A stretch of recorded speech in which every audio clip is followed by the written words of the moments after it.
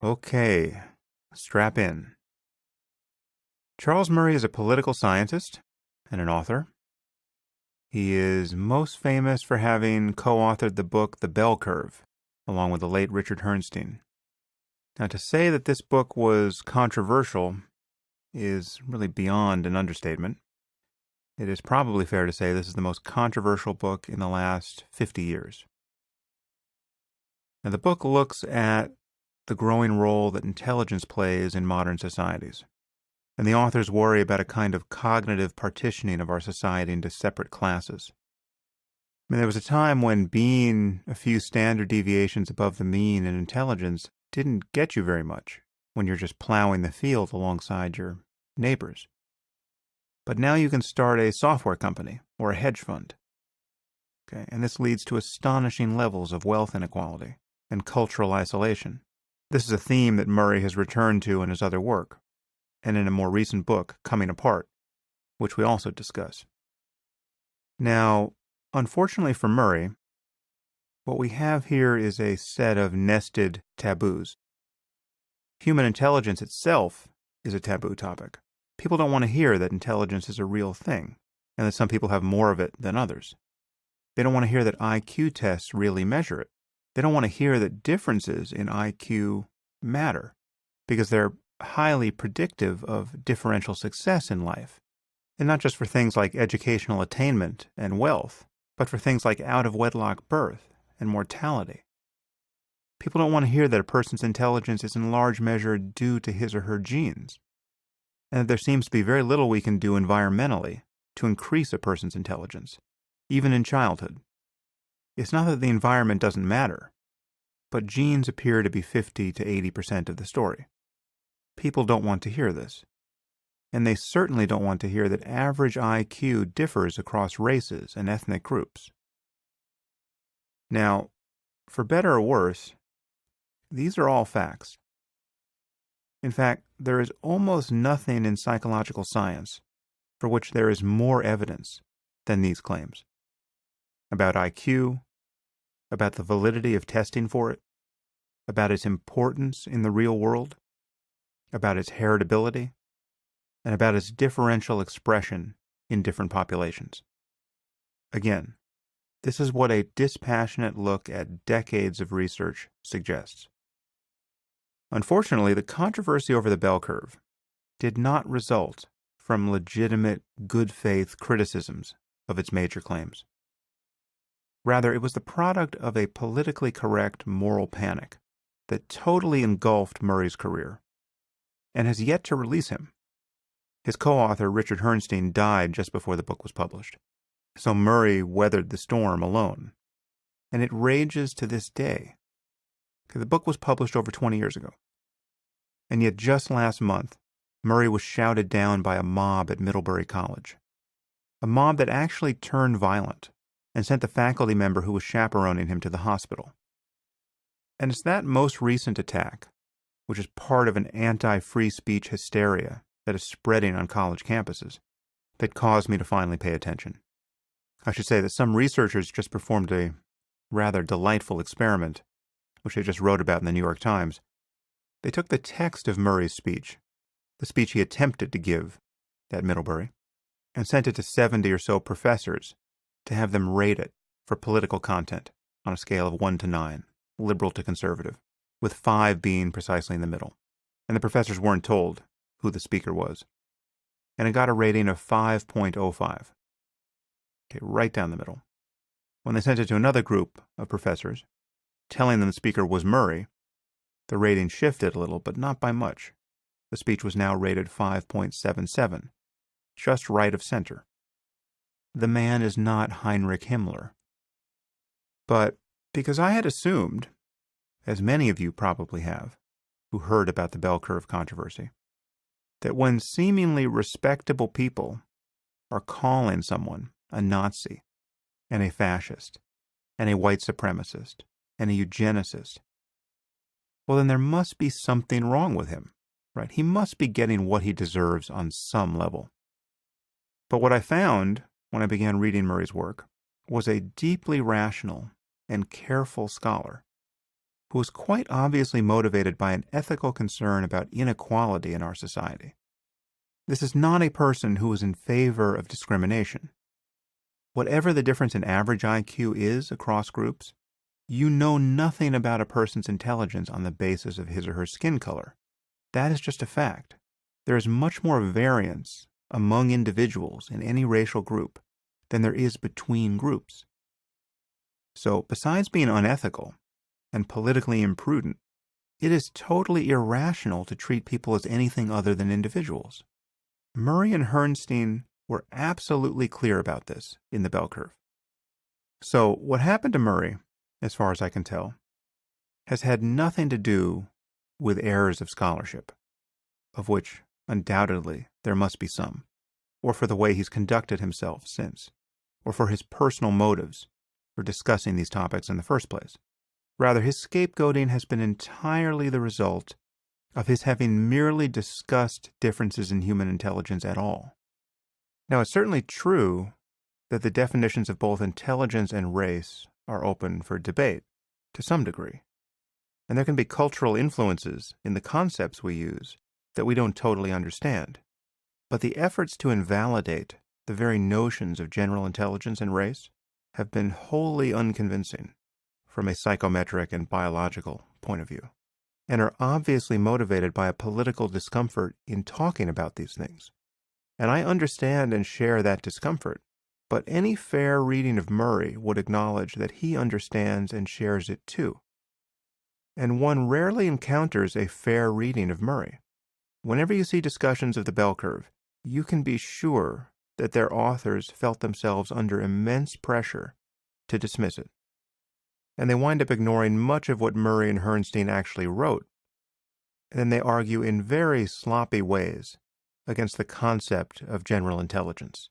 And this sloppiness still has the effect of being defamatory. And I'll give you a sense of how insidious these attacks upon a person's reputation become. There are all the consequences that Murray knows about, obviously. The death threats, the hecklers, the disinvitations from speaking events. But then there are the things he can never know about. I mean, for instance, a couple of years ago, I was invited to write an essay for an academic journal. And I saw that one of the other contributors was Charles Murray.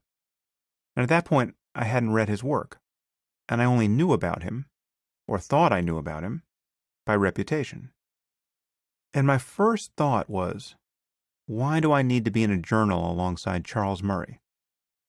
I just had Ben Affleck call me a racist on television for my criticism of Islam. I was dealing with that blowback. And the last thing I needed, I thought, was to be publicly associated with Charles Murray. Now, Murray can have no idea how many times people have shunned him in that way, nor do I have any idea how much that's happened to me for the lies that have been spread about my work. Now, I'm sure there are many things that Murray and I disagree about that we did not explore in this podcast. He's far more convinced about the social benefits of religion than I am, for instance. But I had another agenda. At one point, I think I likened our conversation to visiting a nuclear power plant after an accident to assess the damage. And it did feel like this.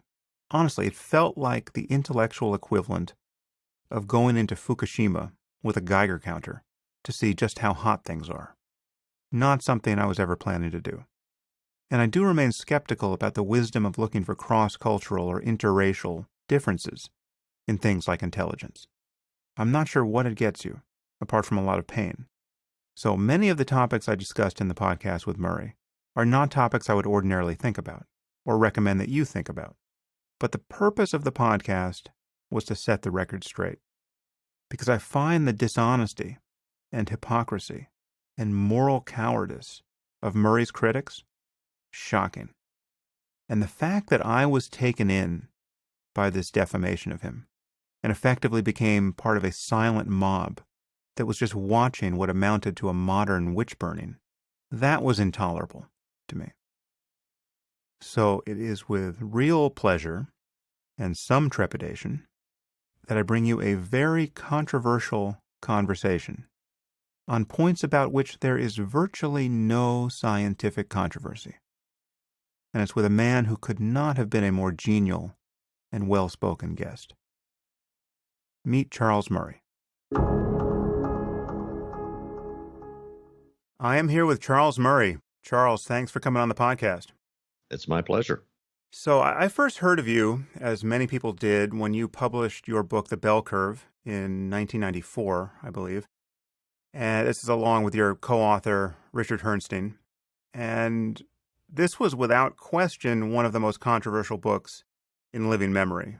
It focused on IQ and the differences in mean IQ between groups of people. And it was just treated like, say, radioactive communication.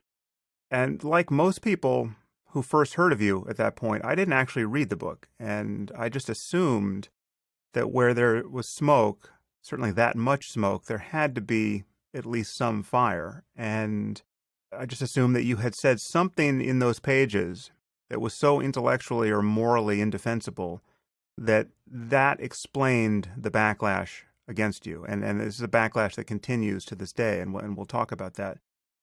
But I've since, in the intervening years, ventured into my own controversial areas as a speaker and writer, and experienced many hysterical attacks against me and my work. And so I started thinking about your case a little, again, without ever having read you. And I began to suspect that you were one of the canaries in the coal mine that I never recognized as such. And seeing your recent treatment at Middlebury, which many of our listeners will have heard about, where you were prevented from speaking and your host was physically attacked, I now believe that you are perhaps the intellectual who was treated most unfairly in my lifetime. And it's just an amazing thing to be so slow to realize that. And I'd just like to apologize to you for having been so lazy and having been taken in to the degree that I was by the rumors and lies that have surrounded your work for the last 20 years. And so I want to thank you doubly for coming on the podcast to talk about these things. Well, that's very kind of you to say, but I'm curious. Have you looked at the bell curve? Yes. Now Okay. I'm deep into your work. So I know what you wrote there, and I know what I think about it, and I'm eager to talk about it. Me too. There's an aphorism from Nietzsche that I think will apply to this conversation, or at least I fear it will apply. And it's something like, when you force someone to change his opinion about you, he holds the effort this requires very much against you. And I think many of our listeners will be ill-disposed to change their opinion about you and your work. But I'm determined to ram past that resistance insofar as that's possible. Well, could I just make a request of your listeners who really do resist that? I don't ask you to read the whole book, The Bell Curve, but it's not that much money on Kindle. And there's got to be somewhere on the internet, there's got to be chunks of the text. Just read a few pages of the thing. This is not this is not an Ann Coulter book. It's not a Milo book. It's of all the charges about the book that drive me nuts the most, I think perhaps it was Stephen Jay Gould, who probably a lot of your listeners are too young to remember, but who wrote the review of it in the New Yorker. And Gould himself was the author of a book called The Mismeasure of Man, which many people see as the canonical refutation of IQ as being an important concept. But anyway, in the review, Gould was referring to the regression equations. Well, as it happened with the division of work, I did all the regression analyses. And I was reading the review, and Gould made a little parenthetical remark, I bet they only did them once. And I threw the book against the wall. My wife was in the room, and I took it and I just threw it. Because thinking of the hundreds of hours that I spent on that. And not only that, when we had all of the analyses done, I'm afraid, Sam, a lot of this podcast is going to sound very self-referential and pompous. I don't know how to get around it. But this is the truth. When we got done with all of those analyses, I went back and I recreated them from scratch. I mean, recreating the variables again, doing the whole thing, and so that I could just get rid of any dangers of a screw up. I had to make the identical screw up twice, in other words, for there still to be a mistake. Anyway, the book, I would argue, all you need to do is read in it for a while, and you will realize that things you have heard about it are simply wrong. Yeah, well, I want to get to the most controversial points you make in the book and what you actually say about them and what kind of public policy recommendations you make on their basis, because it is the opposite of a white supremacist neo-Nazi book, and you have been called both of those things. Yeah. So let's get into it. What was your basic thesis in the bell curve? The thesis of the bell curve actually is very similar to the thesis of Coming Apart, which hardly anybody Yeah. noticed. And Yeah, that no, I is, did notice that. at the time we did it, we were saying we are looking at a future which is being shaped by the radically increased value of IQ in the marketplace over the last century, and has also been affected by the increasing effectiveness of the higher educational system in getting intellectual talent wherever it resides and pulling it into elite universities. And the combination of these two things is creating a cognitive elite that is increasingly powerful, increasingly affluent, has its own culture, and is increasingly isolated from and ignorant of the rest of society. That essentially was that's the thesis of that book. That's the reason the subtitle is Intelligence and Class Structure in American Life. And as I said, Coming Apart, the first few chapters have large chunks of the bell curve imported into it, because in Coming Apart, I was essentially saying it's no longer something that we're in danger of. It's something that has happened. So that was the thesis. Mm. And we spend the first 8 chapters. Well, no, we spend 3 or 4 chapters talking about the nature of the cognitive elite and how it came about. Then we take 8 chapters, and we have the relationship of IQ to a variety of social outcomes: unemployment, poverty, educational attainment, crime. The relative roles of IQ and the basic socioeconomic variables in explaining the dependent variable. And for doing that, Dick Herrnstein and I restricted ourselves to a sample of non-Latino whites. And the reason we did that was we said we know that the whole issue of IQ and race is very heated, and we're going to simplify things. We are saying this relationship of IQ to important social and economic outcomes exists in a population of non-Latino whites. And then after that, we can go to the issue of, well, does it apply to the nation as a whole? Right. And that's the point at which we got into race. Right. So the most controversial area of the book is in your discussion around the mean difference across races in population IQ. Right. Well, it's important to point out here that even the topic of IQ, the topic of intelligence, is taboo. I mean, people get uncomfortable in hearing that intelligence is something that even differs among people. Then when you add the fact that this difference is heritable and that it matters over the course of a person's life, that already is something that makes people very uncomfortable.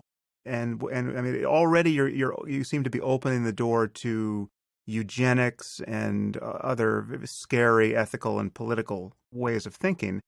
And then when you add to that the fact that there are detectable differences in mean IQ between races, then just everything goes completely haywire for people. So I want to move through these concepts and claims somewhat systematically. But I guess before we do that, is there anything that has happened in the intervening years, either in your own research or in the research generally, that has changed the picture significantly from when you wrote the bell curve? Have any of your important claims changed? There have been many of our claims have had a lot of additional stuff. For example, take something like G, the general factor of intelligence. Right, which is what IQ tests measure. Exactly. And this is something which, going back to Stephen Jay Gould again, said, no, it all depends on how you do the factor analysis. You can either make G appear in your analysis or it could go away. It's a statistical artifact. Well, even at the time we wrote in 1994, an awful lot of the things that Steve Gould claimed back in 1980, 81. I mean, they were just, no psychometricians took them seriously. The work that had been done on it was very solid. The reality of G was already understood. But since then, it turns out that there are a whole variety of aspects of brain functioning, the quantity of gray matter versus white matter, all sorts of things, which they're linked specifically to G, not just to IQ scores in general, but they are most tightly linked to this general factor for intelligence. So if you had to say one thing that has had just an awful lot of additional verification and elaboration, it's the reality of G. And of course, Sam, we are also within a matter of years, I don't think that many years, before we will understand the functioning of intelligence down at the level of alleles and single nucleotide polymorphisms. We are already making a lot of progress on that. To give you an idea of how fast the progress is, in 2013, I was doing a paper, and so I set out to see, are there any SNPs, single nucleotide polymorphisms? They're the sites in the genome that can take more than one form, and they account for all of human variation. And I said, well, have the geneticists found any of these that have a direct relationship to social behavior or mental functioning or whatever? And I came up with, I think, 7 or 8. And I looked again a year and a half ago, and it was in the low dozens, and now it's in the hundreds. Right. And in a few years, it's going to be in the thousands. And so we will understand IQ, general intelligence, genetically. I think most of the picture will have been filled in by 2025. There'll still be blanks, but we'll know basically what's going on. And just to finish up was there anything that I changed my mind on after the bell curve came out? And the answer is no. There's been some interesting tidbits that I've been fascinated by, but the science in the bell curve was extremely conservative. I don't mean that politically. Dick and I mean, we weren't stupid. We knew that we were dealing with a complicated and controversial topic, and so we stuck very close to the scientific mainstream, so that after the book caused such a furor, and this is easy enough for your listeners to Google for themselves, they can just Google knowns and unknowns IQ, and it'll pop up. The American Psychological Association established a task force in the year after the bell curve. And the task force consisted of 11 of the most eminent experts in cognitive functioning in the country, including people of various ideological perspectives. Because believe me, well, if you've been in academia, you know there's as much ideology within each discipline as there is in politics. But anyway, the task force came up with a set of knowns and unknowns, and it tracked just about perfectly with the statements in the bell curve. So it wasn't that Dick and I were brilliant. It's that Dick and I were very, very cautious. Yeah. So no, nothing has been overturned since the bell curve came out. And there's been nothing overturned in the area of racial difference in mean IQ? Oh, before I answer that question, I just thought of the sweetest vindication of the bell curve, so I better mention that. There was a whole cottage industry of books in the year after the bell curve came out attacking the book. This is the pseudoscience, and these guys don't know what they're doing. And one of the main themes in this was that when we controlled for socioeconomic status, and then pointed out that in many cases the role of IQ was far greater than the role of socioeconomic status, that Dick and I we hadn't put enough independent variables into the equation. So we had occupation, we had income, and we had educational attainment, which, to tell you the truth, are basically the three components that social sciences had been satisfied with in measuring socioeconomic status until the bell curve came along. But we hadn't put in enough. So they were throwing in everything but the kitchen sink, a lot of which were things that were very closely related to parental IQ. So a lot of the criticisms of the bell curve said, oh, if we add, let's say, the number of books in the house, then you can cut down a little bit on the role of IQ. Well, now, what do you suppose the relationship of number of books in the house is to Parental parental IQ. IQ? Yeah. And what's so on and so forth. Anyway, the sweet, sweet vindication was when Christopher Winship at Harvard, and I'm blocking on the other guy's name. I'm sorry. Anyway, they did an analysis that Dick and I should have thought of, because our major database was the National Longitudinal Survey of Youth. And this is on me, by the way, because I was taking the lead on the quantitative analyses. I knew that there were siblings in the NLSY database, but it didn't cross my mind to do fixed effects analysis, where in effect you were analyzing the outcomes for siblings. And if you do that, you can control for everything in the shared home environment, just about everything. So you can do much more than add in one or two more independent variables. It's a really elegant control. And the analysis was done, and the authors were not happy about it. But listen, I don't want to diss them, because they were honest. And they did point out that, in fact, that when you use the sibling analysis, that the independent role of IQ that Dick and I claimed was not attenuated more than fractionally. And in fact, they said explicitly they were surprised that it had not been. And in effect, all of our analyses about the independent effect of IQ on social outcomes had a very powerful vindication. So I had to get that in. All right, now you asked about racial differences. Yeah. Well, Dick and I considered the possibility of just leaving race out. And we decided that it was just the elephant in the corner and we couldn't do it. But we also could not talk about the national implications of our analysis of whites only unless we grappled with the questions: does an IQ test or an SAT test or any of these others, does it measure the same thing in blacks that it does in whites? Is it as predictively valid? Is it contaminated by cultural bias? Is it contaminated by lack of motivation, or a stereotype threat is something that came up after the bell curve, but now people would say stereotype threat is at work. We had to deal with that. We had to present the story of IQ tests as applied to African Americans and other minorities, and make the case that actually the tests measure the same thing in various populations. So we set out to do so.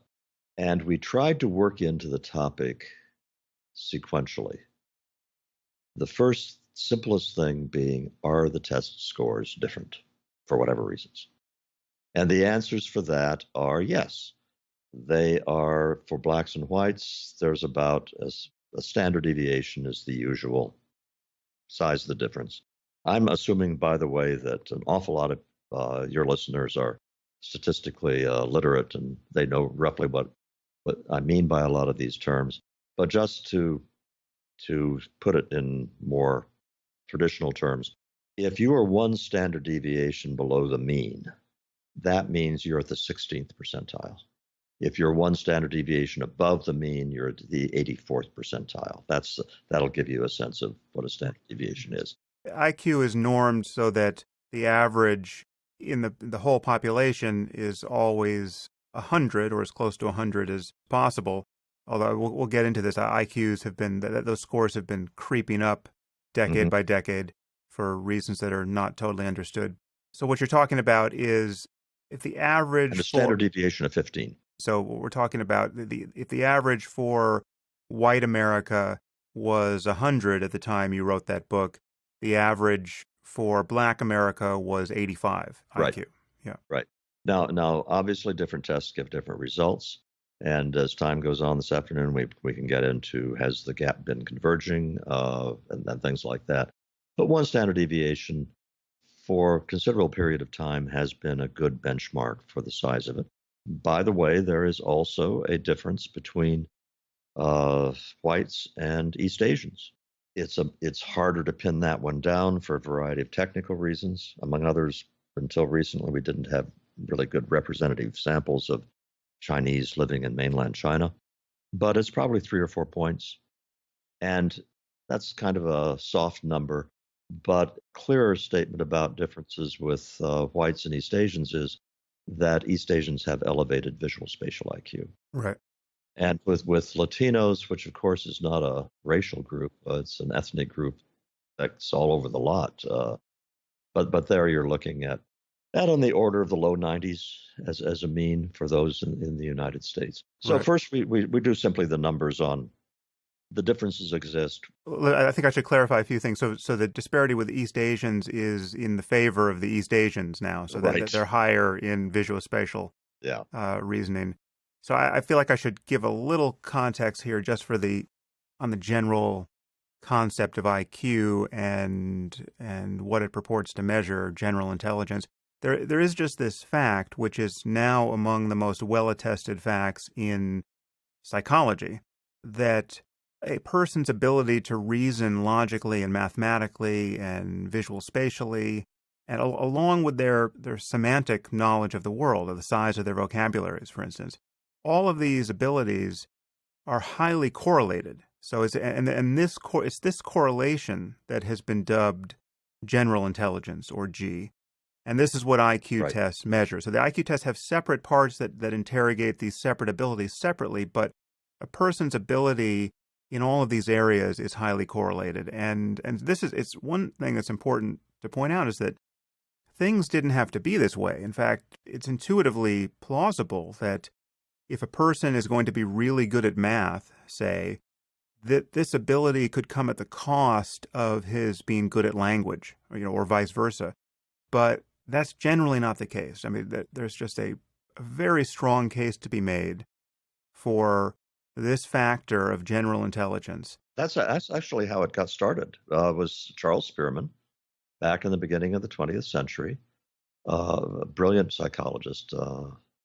Well, he noticed that it didn't make any difference what the test was for, whether it was for British history or algebra or how to fix a car or anything. No matter what the test was, as long as it tapped into something in the brain, the test scores seemed to be correlated. That was his first insight.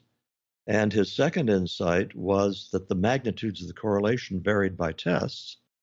And then even before he invented factor analysis, he would look at the pattern of correlation and say, you know what, these tests seem to be clustering on something. And then statistically, he invented a way of capturing that. So it's that correlation.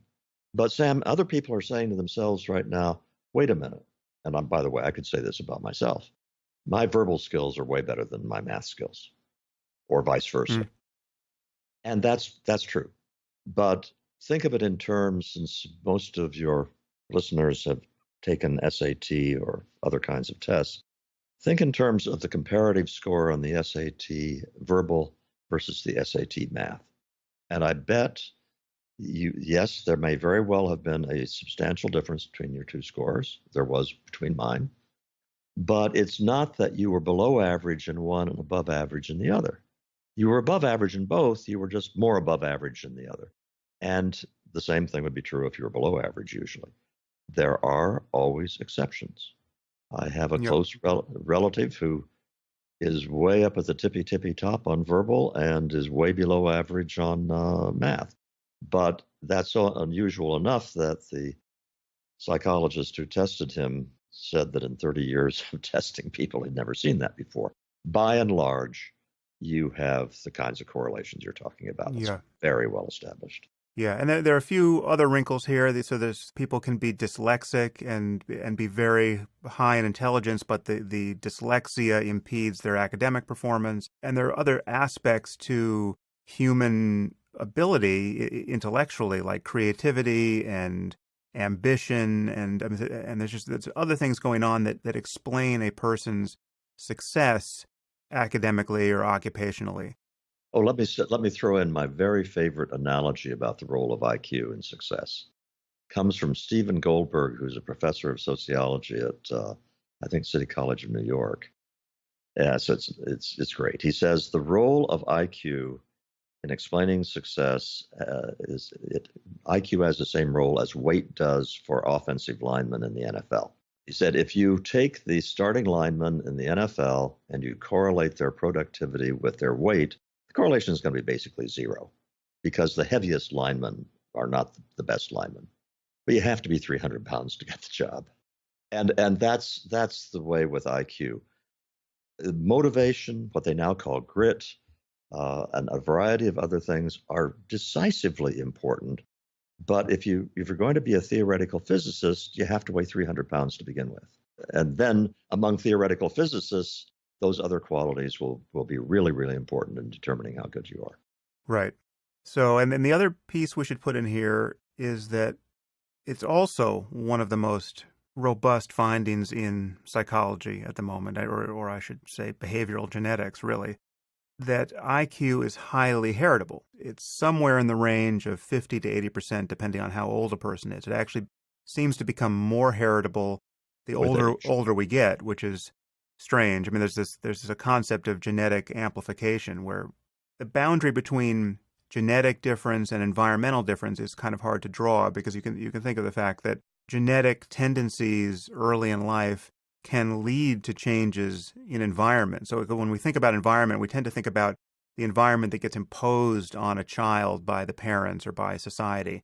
But you also have to think about the things children choose to do with their lives and then increasingly do as adults. So if you become obsessed with computers and then go get a job at Google, well, then your environment has been shaped by what you have paid attention to, and what you have paid attention to and your aptitudes, the underlying aptitudes that caused you to do that, were to a very significant degree, it seems at least 50%, dictated by the genes you inherited from your parents. Yeah, all of that is true. And it is also true that we are a long way from disentangling all of this.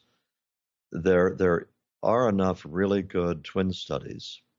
And by that, I don't mean twins raised apart. I'm talking about the classic twin studies where you're comparing identical twins with fraternal twins, which allows for some very useful and powerful disentangling of environment and genes. So are there gene-environment interactions where, to some degree, a child creates his or her own environment that in turn reinforces the genetic material? Absolutely. Does that mean that if only you can jack up artificially the environment, you're going to make much difference in a child's IQ? And the answer to that is not long-term. You can get some short-term effects, but the problem of fade out is universal. Yeah, so that's also another wrinkle here, which is, I think, adds to people's concern about talking about this whole area. This lack of anything obvious to do about remedying any inequalities we find here. That's I think a major source of angst, and it's kind of a preamble to something I'll be coming back to. There is this notion that if traits are genetically determined, that's bad, and if traits are environmentally determined, that's good because we can do something about them if they're environmental. And if there is one lesson that we have learned from the last 70 years of social policy, it is that changing environments in ways that produce measurable results is really, really hard. And we actually don't know how to do it, no matter how much money we spend. Right. And we should also, another background point here is that virtually everything important psychologically, or most things that interest us psychologically about people, these traits are also highly heritable. This includes like the big 5 personality traits: extroversion, agreeableness, conscientiousness, neuroticism, and openness. I mean, these are a person's personality is also at this point about 50% ascribed to genetic inheritance, and the rest to environment. Right, but here we get the wrinkle, and this we could talk forever. But anyway, I'll just throw this in. That there is the shared environment and there's the non-shared environment. Right. And that's one of the things that twin studies has elucidated. And it's the non-shared environment that takes up almost all of that 50% of personality characteristics that is not explained by genes. Non-shared environment can be all sorts of things. It can be you had different teachers in schools, you ran with different peer groups. It can also be that parents treat children differently. So the warmth of maternal warmth that a mother shows toward one twin can and sometimes is much different than the warmth shown to another. Hmm. So, but the thing about the non-shared environment is it's not susceptible to systematic manipulation. It's it's idiosyncratic, it's non-systematic.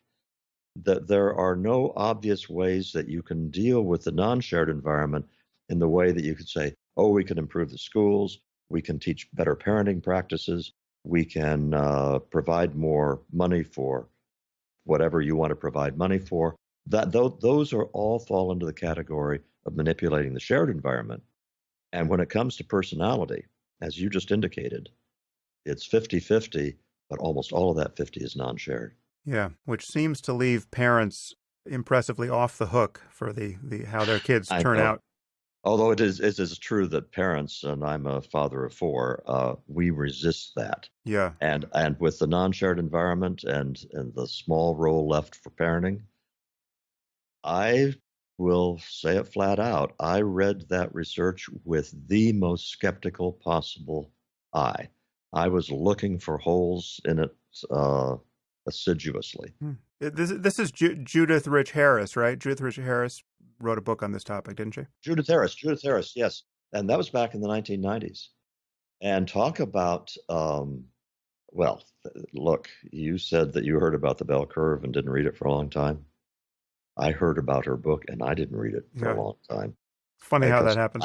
I didn't want to believe it. Right. And the book was very sound. It was very rigorously done. And at this point, I don't know of anybody who's familiar with the literature who thinks there's that much of a role left of the kind that parents thought they had in shaping their children. Right. Well, I'm not going to stop trying. I think it's a very hard illusion to cut through. As I read Harry Potter tonight to my eldest daughter. You know that, but I think that it's good to reflect on that. Reading Harry Potter to your eldest daughter is a good in itself. Yeah. And the fact that she behaves differently 20 years from now is not the point. No, exactly. I mean, it is an intrinsic good, and it's for my own pleasure that I do it largely at this point. Again, I'm painfully aware, and I think our listeners will be, that we are proceeding along a razor's edge in this conversation, and that my attempt to have it defensively is all too obvious. I want, given your experience and given just how combustible these issues are, I just want to make sure we're putting the relevant pieces in play when our listeners need to receive them. So one thing that it just occurred to me people should also understand is that in addition to the fact that IQ doesn't explain everything about a person's success in life and their intellectual abilities, the fact that a trait is genetically transmitted in individuals does not mean that all the differences between groups, or really even any of the differences between groups in that trait, are also genetic in origin, right? So this critically important point. Yeah. So the jury can still be out on this topic, and we'll talk about that. But to give it a clear example, so if you have a population of people that is being systematically malnourished, they might have genes to be as tall as the Dutch, but they won't be because they're not getting enough nourishment. And in the case that they don't become as tall as the Dutch, it will be entirely due to their environment, and yet we know that height is among the most heritable things we've got. It's also like 60 to 80% predicted by a person's genes. Right. The comparison we use in the book, which actually was drawn from Richard Lewontin, the geneticist, is that if you take a handful of genetically identical seed corn and divide it into two parts and plant one of those parts in Iowa and the other part in the Mojave Desert, you're going to get way different results. Has nothing whatsoever to do with the genetic content of the corn. Right. I mean, a more general way to talk about this is when genes are identical, any differences you see have to be due to environment, and when environment is identical, any differences you see have to be due to genes. Yeah. I mean, that going through my head are things like measurement error and this and that and the other thing. Right. But your basic point is correct. Right. So And there are many other things that IQ is correlated with. It's correlated with high IQ. It's correlated with things like liberal values and things like being like less racist and less authoritarian and less sexist, even less religious. I mean, in particular, less fundamentalist in your religiosity. Now, that's not to say that there are not exceptions to every trend we would talk about. So I'm sure you can find a racist, sexist, Bible-thumping genius somewhere, but there won't be as many of these people. And the link between IQ and traits like that are also strong, but stronger for some others. But again, there's this one piece, which is IQ itself, having nothing to do with race, has been a somewhat taboo topic, particularly on the left politically. But what's interesting is that it wasn't always the case, because the left used to be kind of boosterish about IQ testing because it seemed to promise a direct road to meritocracy. It would get us out of these class differences, and people could just be judged on their own merits. That's why the SAT was invented. The SAT was going to be, and in fact, it did serve this function. It would be a way for kids who did not go to Groton and Exeter and the rest of it to get a chance to show how smart they were. And they could be brought into the colleges, and Harvard in particular, and its Conant, its president back in the 1940s, were very hot on using tests for precisely that purpose. And by the way, I went to Harvard in 1961, which pretty well dates me, from Newton, Iowa. And I was absolutely convinced that I got in because I was able to take an SAT score and get a good score, even though I went to a mediocre public school. Sorry about that, Newton High School. And in that sense, the enthusiasm for IQ is appropriate insofar as it's a good way to identify intellectual talent. But at this point, Sam, it's almost as if we are in the opposite position of conventional wisdom versus elite wisdom that we were, say, when Columbus was going to sail to America. When Columbus was going to sail to America, it is true that an awful lot of the ordinary people still thought that the earth was flat. But among the elites, it was understood that the earth is round. Well, now it is ordinary people are perfectly comfortable with the idea that some people are smarter than others. They're perfectly comfortable that what we call smart gets you kinds of jobs that you can't get otherwise, all that kind of stuff. It's the elites who are under the impression that, IQ tests only measure what IQ tests measure, and nobody really is able to define intelligence, and this and that. They're culturally biased, on and on and on and on. And all of these things are the equivalent of saying the earth is flat.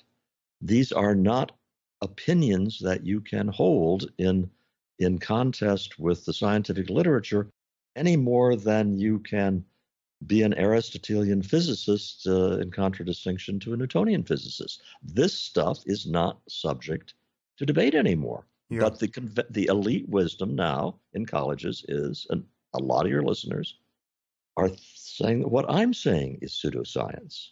It's very frustrating. Yeah, you just referenced two things which I think are widely believed, which are certainly known to be false, and were known to be false at the time you wrote your book, again, more than 20 years ago.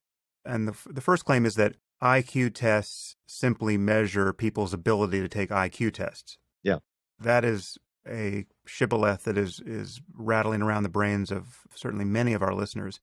No one in touch with the literature has thought that was true for a generation.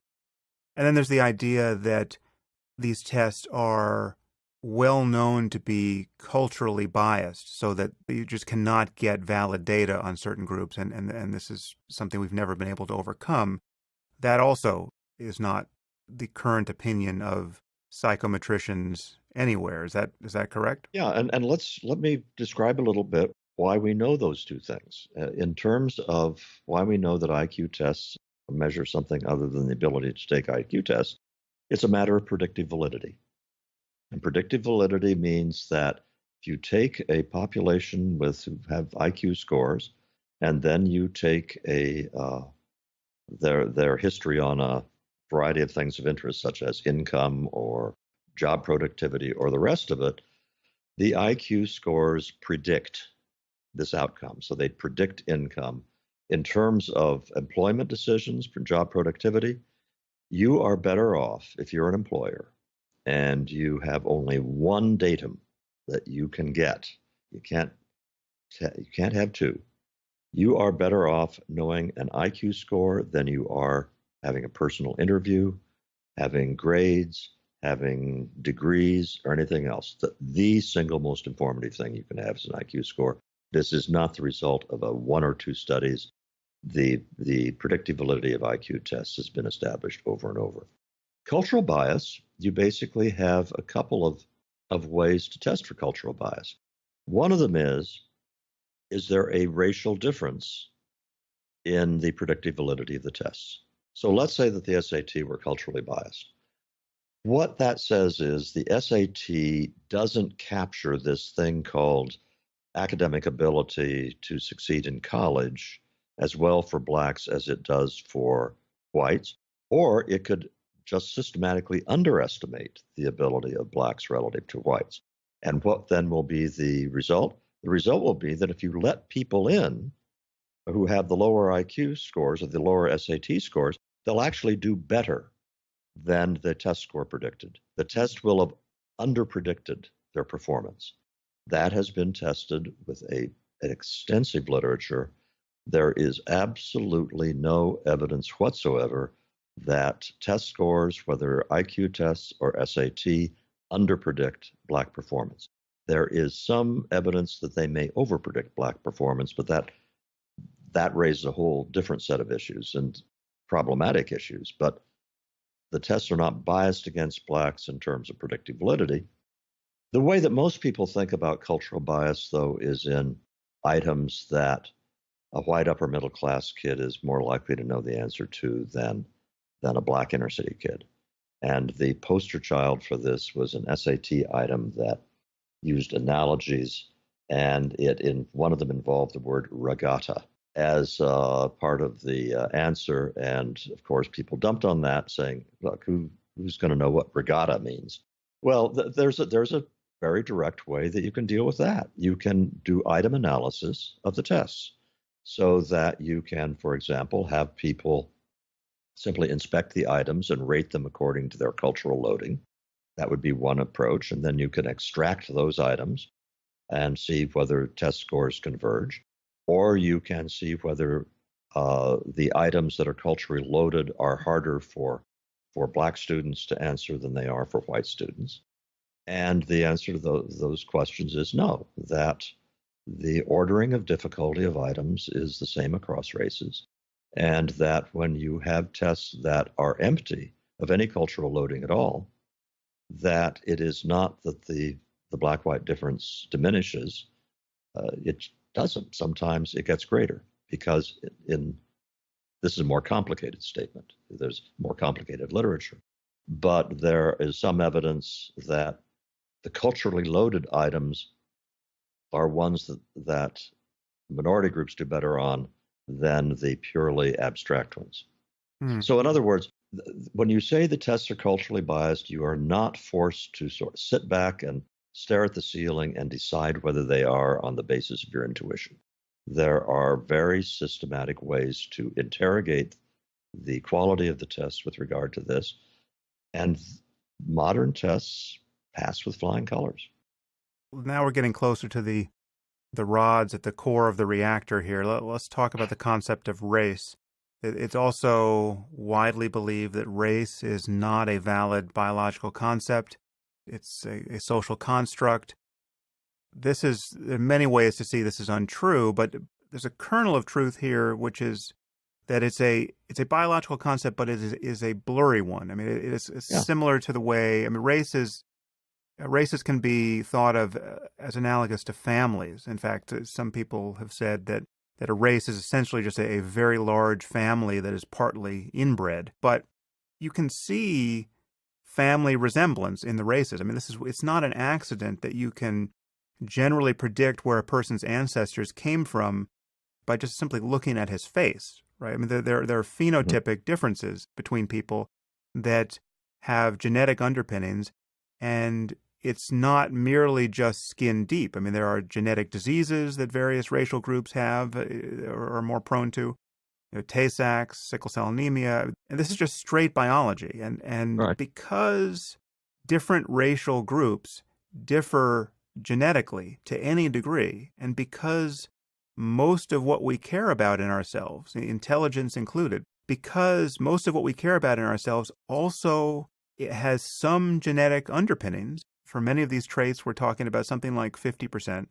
It would be very, very surprising if everything we cared about was tuned to the exact same population average in every racial group. I mean, there's just virtually no way that's going to be true. So, based purely on biological consideration, we should expect that for any variable, there will be differences in the average, its average level across racial groups that differ genetically to some degree. There's a branch point here in the conversation, which is that one thing that has changed dramatically since the time that Dick and I were working on the bell curve, we published it in 94, which meant we were basically writing it from 1990 up to 94. The thing that has changed most dramatically is now that the genome has been sequenced and so much has been learned since it has been sequenced, the whole discussion of ethnicity/race is being conducted at a much higher level of sophistication. At the time we were working on the bell curve, they would look at blood groups and things like this to try to have something besides phenotypic characteristics, facial characteristics, and skin color.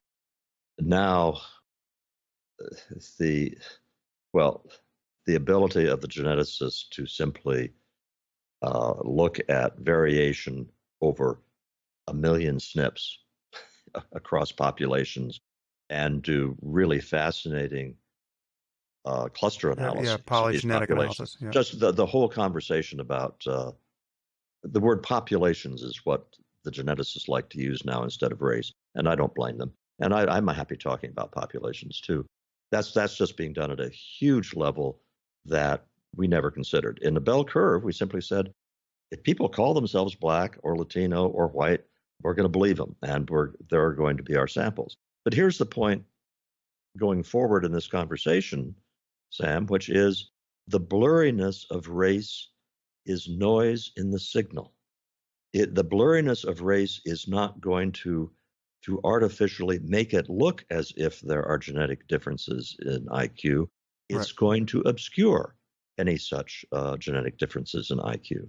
So in effect, we are looking at a noisy signal, and if you still see patterns in the data that point to the possibility of genetic roles, those signals have survived a lot of contamination. But again, I mean, what we should come back to here is that genes are almost certainly only just part of the story, and there should be very likely an environmental contribution here. And this is something you say in your book many, many times. Let's go back to do the same thing with genes and IQ and race that we did with cultural bias in the tests. And do the tests measure anything except the ability to take tests? We are not helpless to simply say, well, there's still racism existing, so that must be the explanation. There are lots of ways that we can look at patterns in the data and say, well, are these compatible with an exclusively environmental explanation? And I want to stress that last point. Dick and I, our crime in the book was to have a single solitary paragraph that said, after talking about the patterns that I'm about to describe, if we've convinced you that either the environmental or the genetic explanation has won out to the exclusion of the other, we haven't done a good enough job of presenting the evidence for one side or the other. It seems to us highly likely that both genes and the environment have something to do with racial differences. And we went no farther than that. There is an asymmetry between saying probably genes have some involvement and the assertion that it's entirely environmental. And that's the assertion that is being made. If you're going to be upset at the bell curve, you are obligated to defend the proposition that the black-white difference in IQ scores is 100% environmental. And that's a very tough measure. Here's the way that we went about it. So we are now, how did you put it a while ago? The radioactive rods were getting closer to Yes, me. yeah. Here's the thinking that Dick and I had that led us to write that sentence. And it starts out with simply the very high demands that the environmental hypothesis places on you. If you say, for purposes of just thinking through the arithmetic, that genes and environment, it's a 50-50 split in explaining variance of an IQ in a whole population, that means that in order for the environment to explain 100% of a standard deviation difference mean between blacks and whites, the average black would have to be in an environment that is about 1.5 standard deviations below the white mean. That's a really big difference. And if you take all of the measures like income and educational attainment and occupational distribution and a variety of other measures of environment, 1.5 standard deviations is way, way bigger than any of the observed differences are there. That doesn't mean that there aren't unmeasured differences in the environment that are also at work. It just is you start off with a really big question in your mind, is that plausible that it can be 100% environmental? Well, I think we should add here that it is possibly plausible when you bring in the Flynn effect, in the sense that so the Flynn, I don't think we've defined the Flynn effect. We haven't even talked about the Flynn effect yet. But James Flynn, who you have actually, as far as I can tell, in the bell curve, you're the one who brought attention to the Flynn effect. James. We named the Flynn effect. Yeah, but you named it after James Flynn, who's done this research. So tell us what the Flynn effect is. The Flynn effect is that it was noted also by a guy named Richard Lynn, who is one of the people that I'm excoriated with for citing in the bell curve as being an out-and-out racist. But Richard Lynn had also identified this in East Asian tests. And Jim Flynn identified it and brought it. He did more than Lynn did to bring it to public attention. Namely, IQ tests are renormed every time they have a new edition. So if you have the Wechsler, and let's say they had a norming in 1950, they norm it to a mean of 100 and a standard deviation of 15.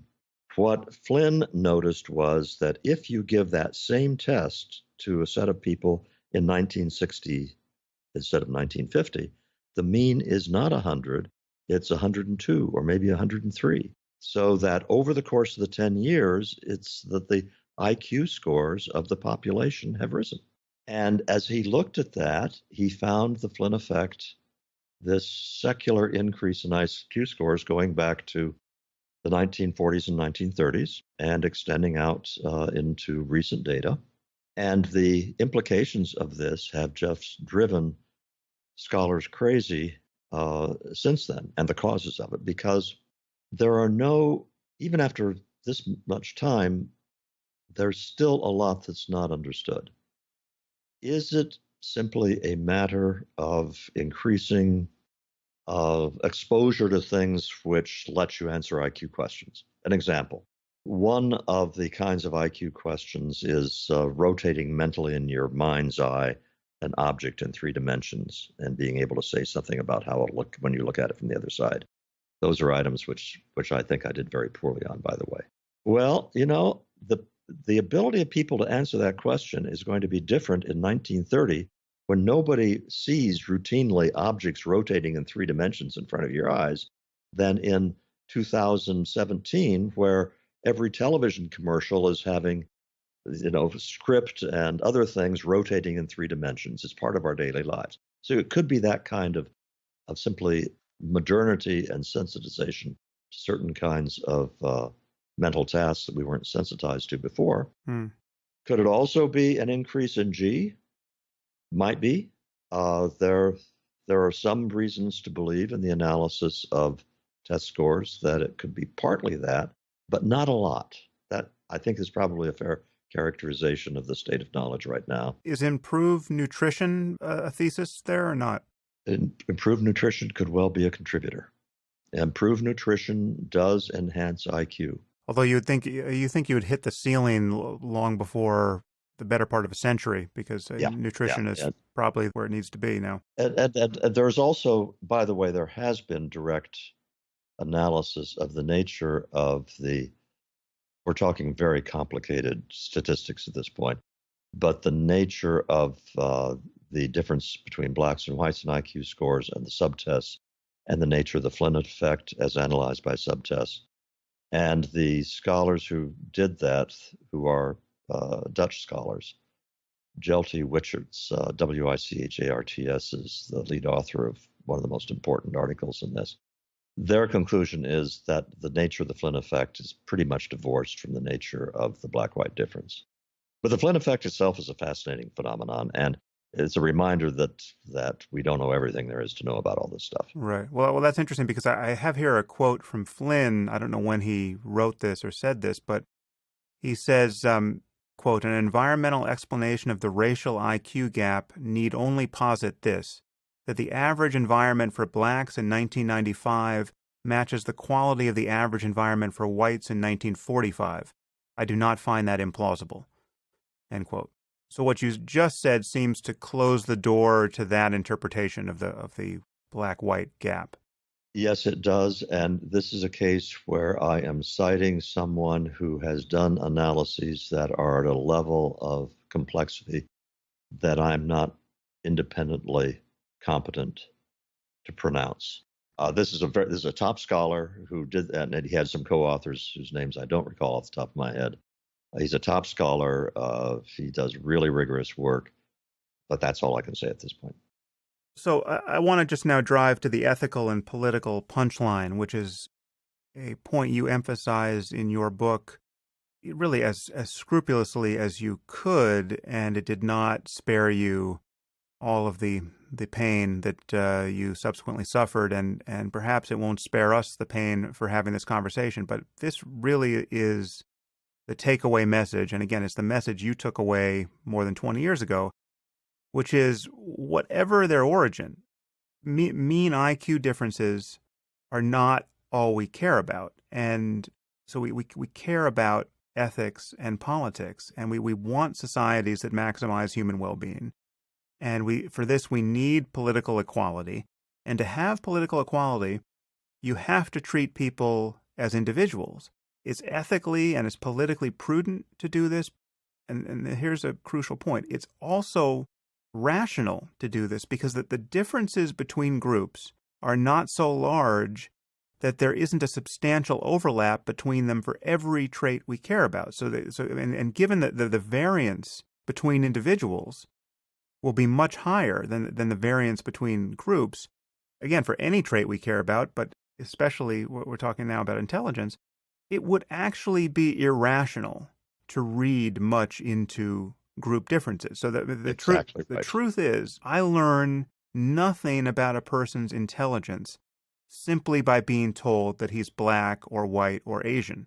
You still need to treat people as individuals, and you make it absolutely clear in your book that given the overlap in these bell curves, there will be many, many blacks who are far more intelligent than most whites. I mean, so this is again, it all comes back down to honestly evaluating individuals. I emphatically agree with everything you've just said. As you pointed out, Nick and I have some of these passages in italics in the book. One of them we have not stressed enough is that there's much more variation within groups than there is between. I mean, the separation is much, much greater within groups than it is between groups, so that the overlap is very large. But think of it in terms of being an employer. And you're trying to hire, you need a really smart guy for a job, and Barack Obama walks in to the interview. Okay, he's black. If you then make inferences about how smart he is based on his membership in an ethnic group, you are going to be making a huge mistake. And the same thing is true for not just employers. It's true for admitting people to schools.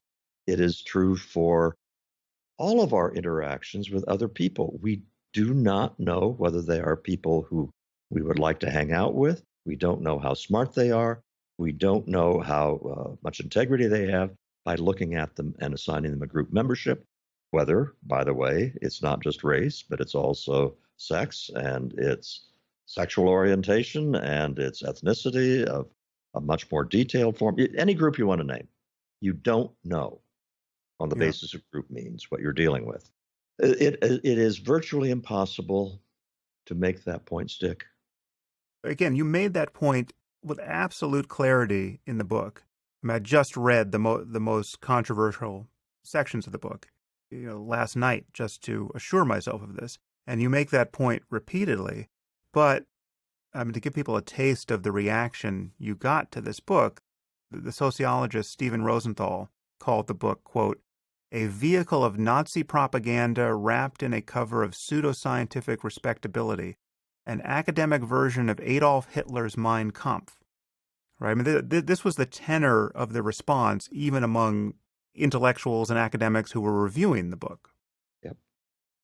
When we wrote the chapter, we spent a lot of time in this chapter with trying to get it right, not just in the technical details, but also in the language.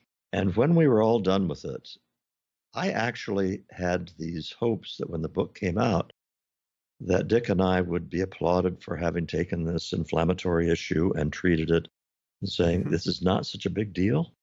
This is nothing to get excited about, but it's something that it's better to look at than for people to have these way exaggerated notions of what might be going on.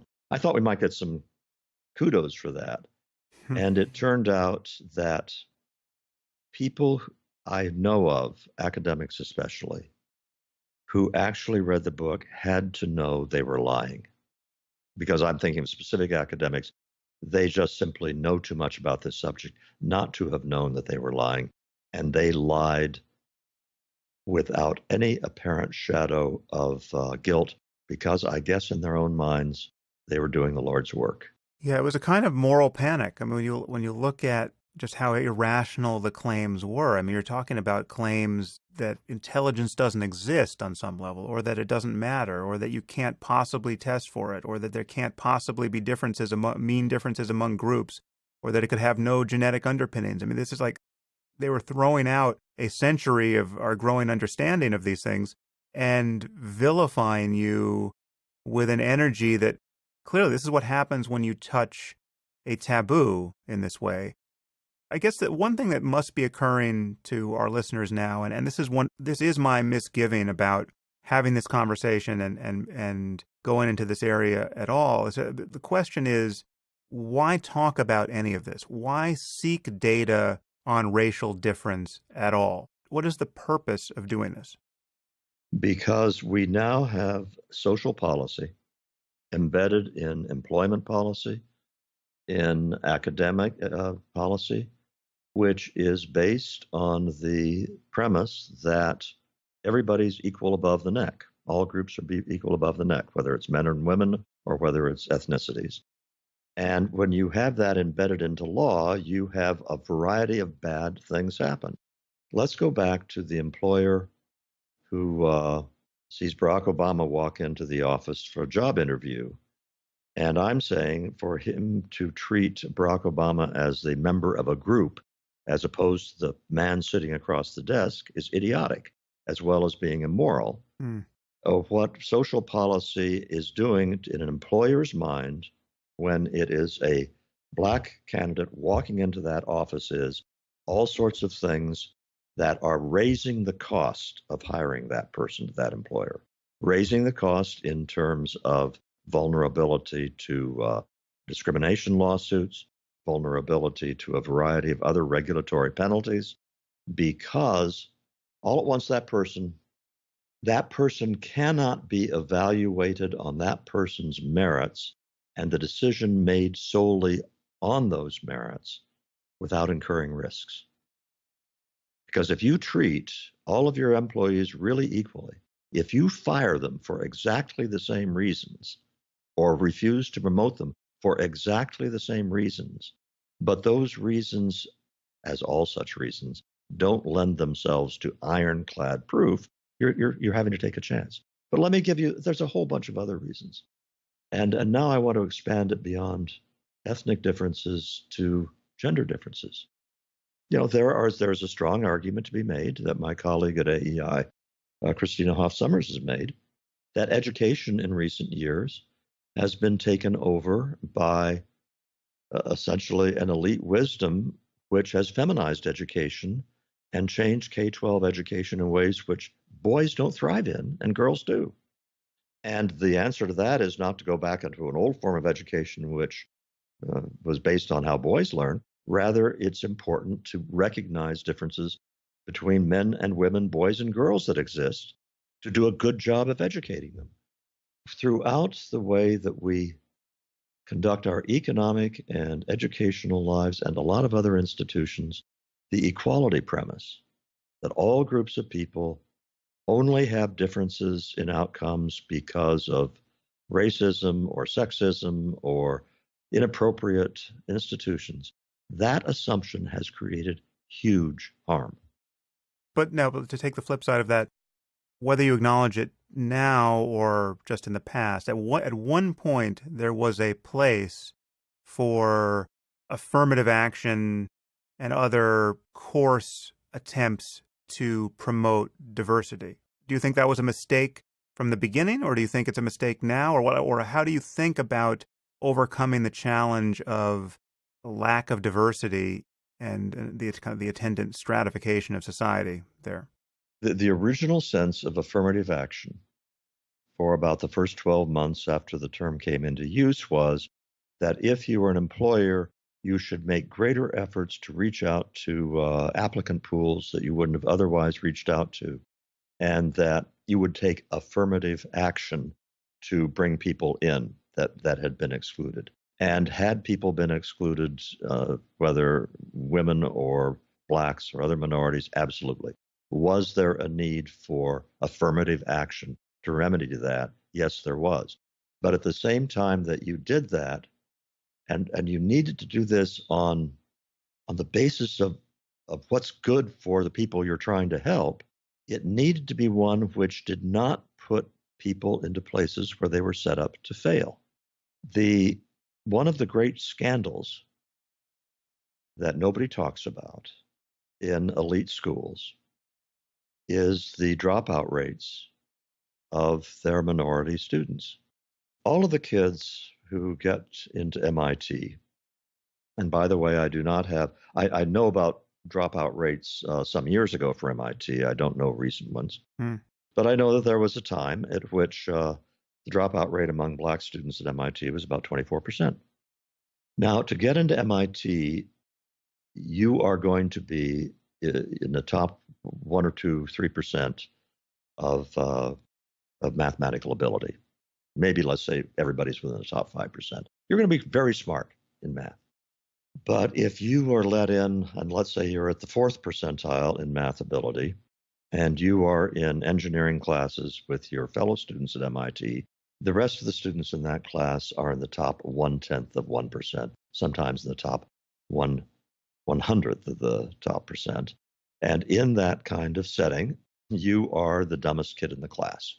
There is no reason for 24% of those kids not to be highly successful at really good colleges. MIT is probably not the place for them because of the mismatch. So I feel like some of the numbers came out wrong there. I just want to make sure I'm tracking what you're saying. So you're saying all the black kids are really smart, but there's a huge difference between being in the top 0.1% mathematically when you're in an engineering class at MIT and being in the 95th percentile mathematically. Right. That's what I was trying to say. But yes. I would appeal to people who are listening to this who have had that kind of experience, particularly those of you who have been in classes and you're pretty smart, but you've been in classes who you also know that the other kids in there are a lot smarter than you are. That can be demoralizing experience. And imagine that's true of every class you go to. By the way, there is a literature that has gone both ways on this issue. And for the first time this afternoon, I will say I am on one side of a contested literature where there are data that can be cited by both sides. There have been books written that said, no, this mismatch does not produce the all the bad results that I've just claimed, or even if it does produce some of those, there are other advantages to it. So I want to acknowledge the existence of that alternative argument. Just to come back to my original question here, so the reason why I wanted to have this conversation with you about race and IQ and about the bell curve is I perceive a huge intellectual and moral injustice with respect to how you were treated on this topic, because everything you have said about it has been as judicious and as clear-headed ethically as I would hope it would be. And you were treated like, I mean, you got to attend your own witch burning and have for the last 20 years. So that's why I'm kind of wading into this morass with you. But I'm still conflicted over this issue of why study this topic at all, because it's very easy to see that why anyone would assume that if you're looking in an area that is producing invidious comparisons between races, and you're continuing to look in that area and continuing to be interested in that area, your interest must be motivated to some degree by a kind of morbid and quasi-racist curiosity in just sort of kind of shoring up a notion of difference between white and black in this case. And needless to say, I'm sure we can find white supremacist organizations who absolutely love the fact that the bell curve was published and just admonish their members to read it at the first opportunity. Why look at this? How does this help society for us to be getting more information about racial difference? If you go back to some of my earliest published stuff on affirmative action, you can go back to 1984. When I did an article for the New Republic in which I was talking about the mismatch problem. And a lot of that is, how would I feel if I were a black kid my age going into college and everybody thought I was there because I was an affirmative action kid? I would hate that. I would really hate it. How would I feel if on the job I knew that everybody assumed I got that job because of affirmative action? I would hate that. And I would try to do my best to prove them wrong, but I find that morally repugnant. And so, but a lot of it was I think a kind of empathy with, what if I were me, but as in the same way in personality and intellect and everything else and ambitions, but what if I were black, living in this world right now? And I'll tell you something else I went back to. When I got to Harvard in the fall of 1961, there were way fewer black students, undergraduates, than there are now, way fewer. But I will tell you, this was pre-affirmative action, pre-Civil Rights Act of 1964 for that matter. The kid from Newton, Iowa, every time he saw a black face at the student union or whatever, my instinctive reaction was, he's probably smarter than I am. And I made that assumption because I figured that the black kids are very likely to have had a tougher road to hoe than I had to get there. So I didn't think about that a lot. I wasn't obsessed with it. It was just my natural reaction. And in subsequent years, by the early 1980s, I was thinking about that way of thinking about my fellow students and the way that I knew that things were going on in the university, because I had enough faculty members and enough friends who had children in college to know what was going on. And I'm saying to myself, this is way worse.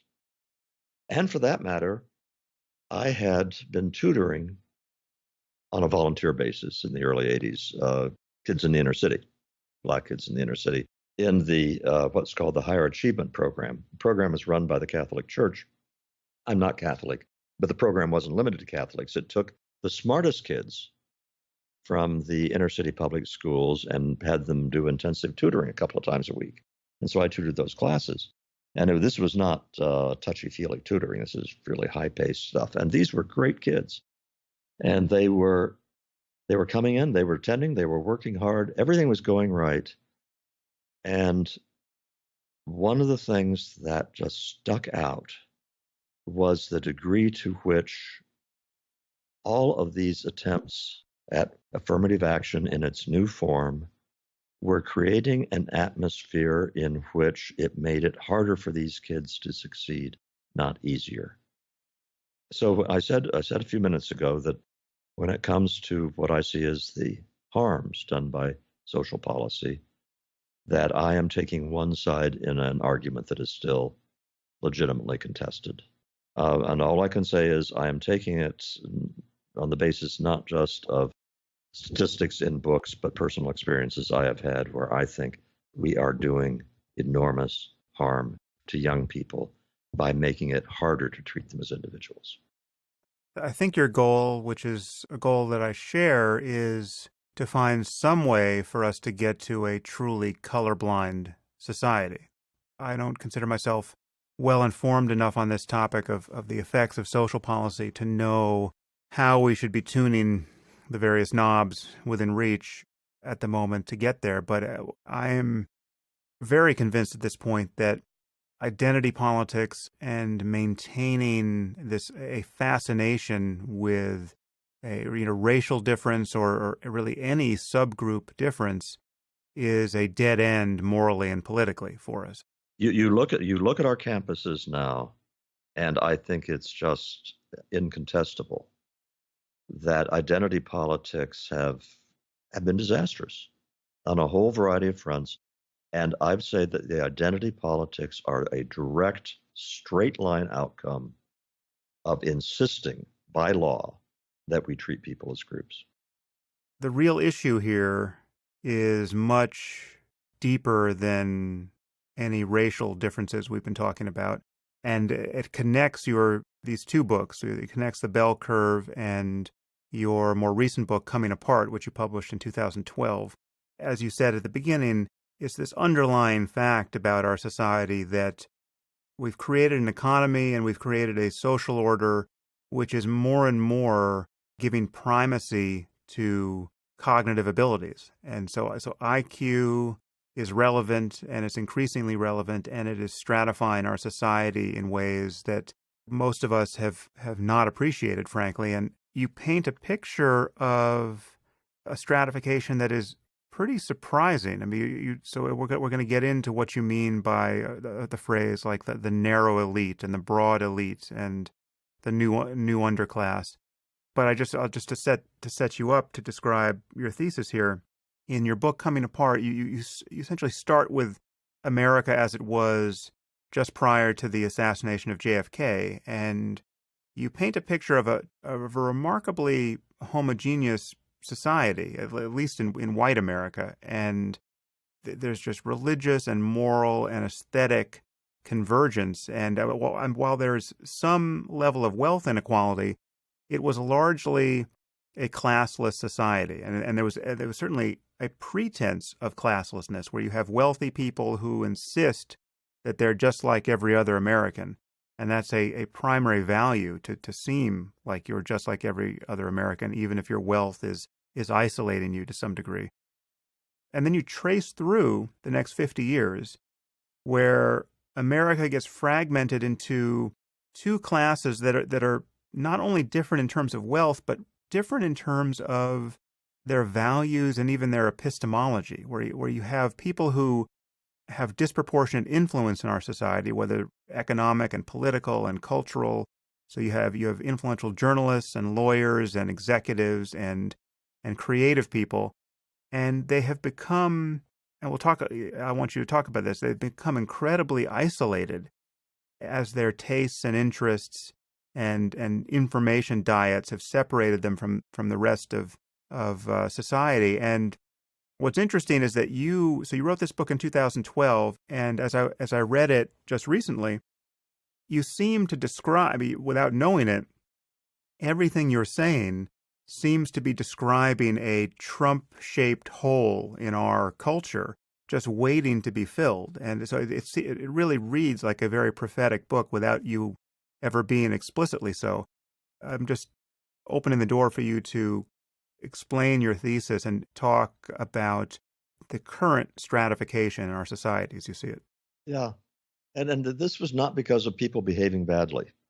This process that led us to where we are was people behaving normally in the face of a couple of different large social forces. And the social forces were ones that I think we mentioned way earlier in the conversation. One was that from the middle of the century on, the higher educational system sucked all of this academic talent from the hinterlands, shipped it off to elite colleges. And during the same period of time, brains were getting much more valuable in the marketplace, whether it was because of new jobs in the IT industry in recent decades, or whether it was simply because if you're the CEO of a corporation making, with revenues of $40 billion a year, and you're really good at your job, you're worth a lot more money than you were as CEO of a corporation with $4 billion a year. So you had a gigantism going on in the American economy. And you had a bunch of new opportunities opening up that, things like these complicated multinational deals, which were pretty much unheard of in the middle of the century. Those are really complicated, and the lawyers who put those together have to be really, really smart, as well as being well-trained lawyers. And they're worth commissions of millions of dollars if they can do that kind of thing. So anyway, you had those two forces, and you had a few natural and human impulses, such as you like to hang out with people who get your jokes. You like to marry people who get your jokes. You naturally want to gravitate, if you have the option, toward people who share your tastes and preferences. Earlier in our nation's history, the opportunities for doing that were fairly limited. And so you got along, you found the people in your local city that you got along with, but you couldn't kind of create a world from scratch. And in the last few decades, we have. So you've got Silicon Valley and San Francisco, that corridor, which is just jam-packed with members of this new culture I'm talking about. There's the greater Los Angeles area, there's the greater Washington, D.C. area, and the New York City area. And you take those, and you now have enclaves of extremely highly educated and affluent zip codes that are contiguous. And the life within those zip codes is different on all sorts of bases than it is outside them. None of this, again, is intrinsically bad. And the culture of the new upper class is in many ways an admirable one. It's one that I participate in many ways. It's not that mainstream culture is somehow more virtuous, but this kind of separation of the classes is intrinsically worrisome in a country that has taken the ideal of equality of human worth so seriously as the United States ideals took it. But beyond being worrisome, and this is the thing that I was noticing at the time I wrote Coming Apart, but became much more apparent in the subsequent years, is that the new upper class holds ordinary Americans in contempt, disdain. Yeah. And they're not even hiding it anymore. I think Jonathan Haidt, the social psychologist who started Heterodox Academy, He's was been right. He's been on the podcast. Yeah. Oh yeah, good, great guy.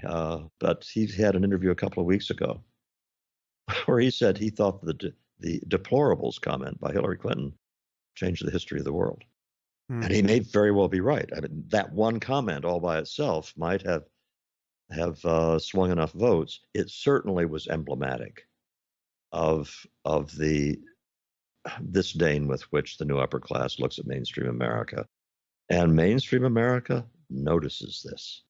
And in this, I think, lies a lot of what I found in my Twitter feed as I became a member of the Never Trump crowd during the course of the campaign. And I would get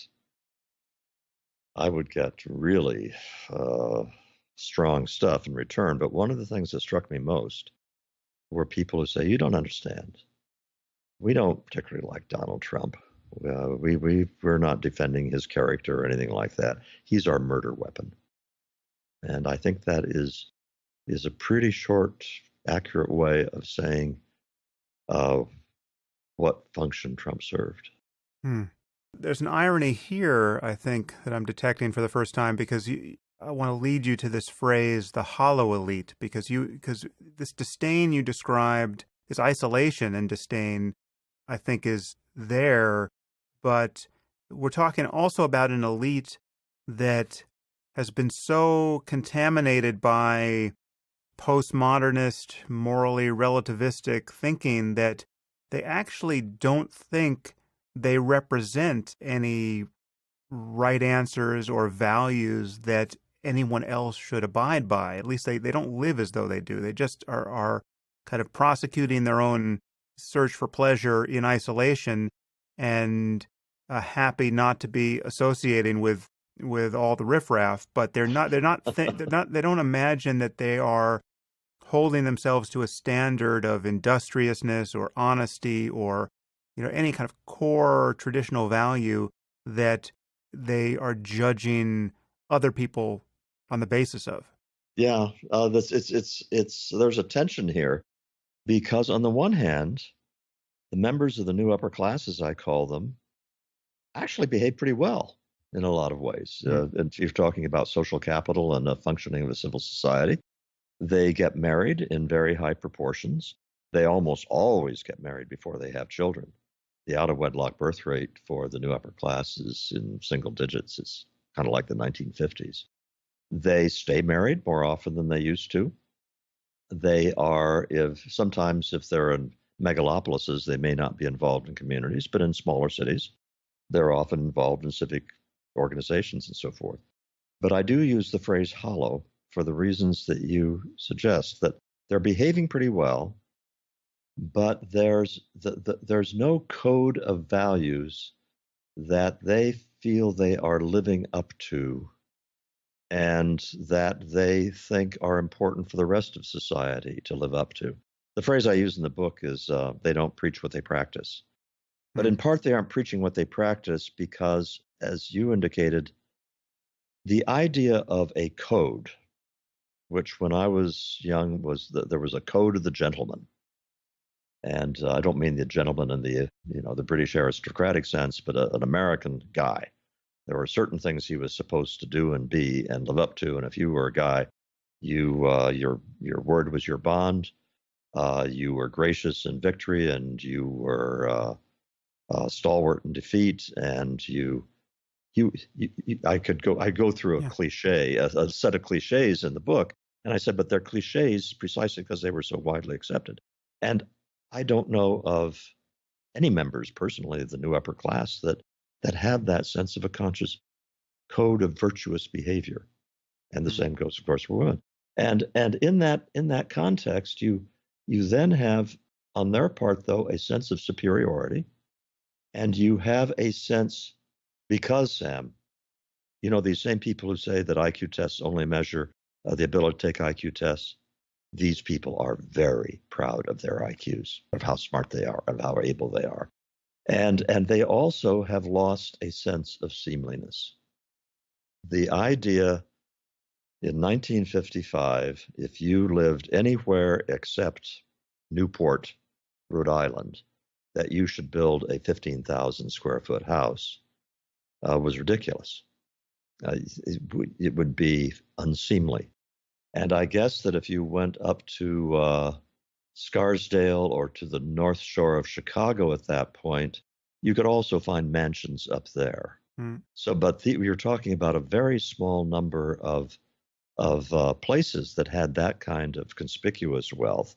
And just to add another fact, since I mentioned the North Shore, if you were in the North Shore of Chicago in 1960, and in the most elite communities, you were still in communities where about 3/4 of the people didn't have college degrees, and where the median family income in those towns was around $60,000-$70,000 in today's dollars. Mm-hmm. So yeah, you had the mansions all right, but you had within those communities a lot of other people who didn't fit that description, and you were not isolated from them by a barrier of 4 intervening zip codes that were almost as rich as you were. So there is simply now people living in the bubble, as I've called it. Their kids are being raised in the bubble. Their kids have never known anything except that.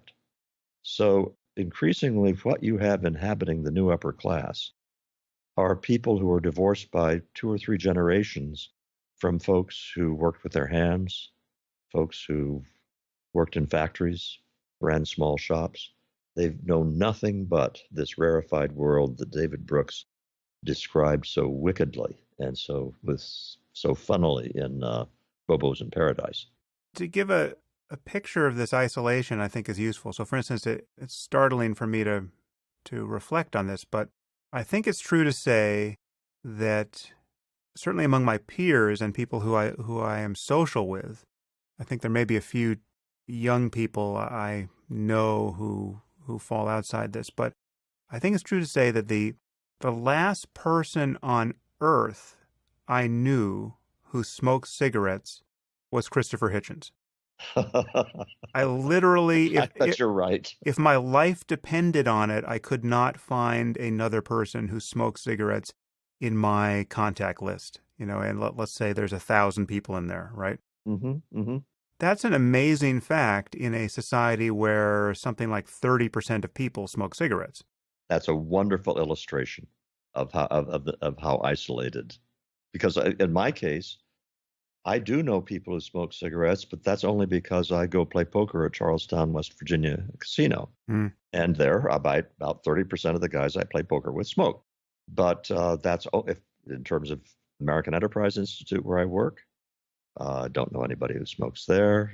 I don't social circles, no. And conversely, if you're a smoker listening to this podcast, I'm sure you're surrounded by people who smoke cigarettes. Yep, because of the separation.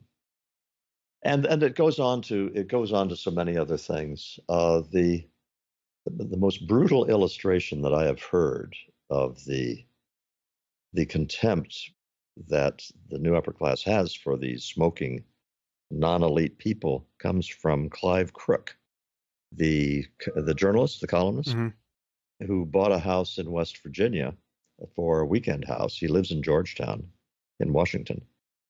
And he has a great time out there with his wife. They've made friends of the people who lived out there. They're great neighbors. But in Georgetown, when they'd heard that Clive had bought a house in West Virginia, it was like they expected them to be characters out of Deliverance, if you remember that novel. Yeah. With missing teeth and can't talk right and are barely human. And they had no hesitation in using the most not just condescending but hateful language about these people, and they probably have never met a West Virginian in their life and have no idea what that's like. I mean, it's fascinating to me that with very little information about someone, it seems like you could reliably predict their worldview. So, for instance, if you told me that someone subscribes to a magazine like Architectural Digest or the New York Review of Books. I was just thinking of New York Review of Books, yeah. I feel like, I could be wrong about this on some questions, but I feel I could make money all day long betting on the things they believe and don't believe, about whether they support gay marriage, for instance, or whether they believe in climate change. With a single data point like that. And you could predict what kinds of alcohol they drink and don't drink. You could predict where their kids go to, what kinds of schools their kids go to, all sorts of stuff all day. You're right. Let's just talk a little bit about what the costs are to this kind of stratification. And also, just how many people are we talking about? When you talk about the narrow elite, are you talking about a truly tiny number of people, like 100,000 people or something? I'm talking about a tiny number of people.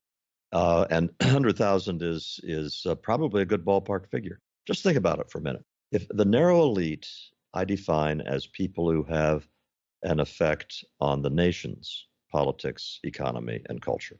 The broad elite are people who have an effect on those things in their own city, but their city is Tulsa, Oklahoma, or Kansas City, whereas the others are the national. Okay, so think of it in terms of journalists.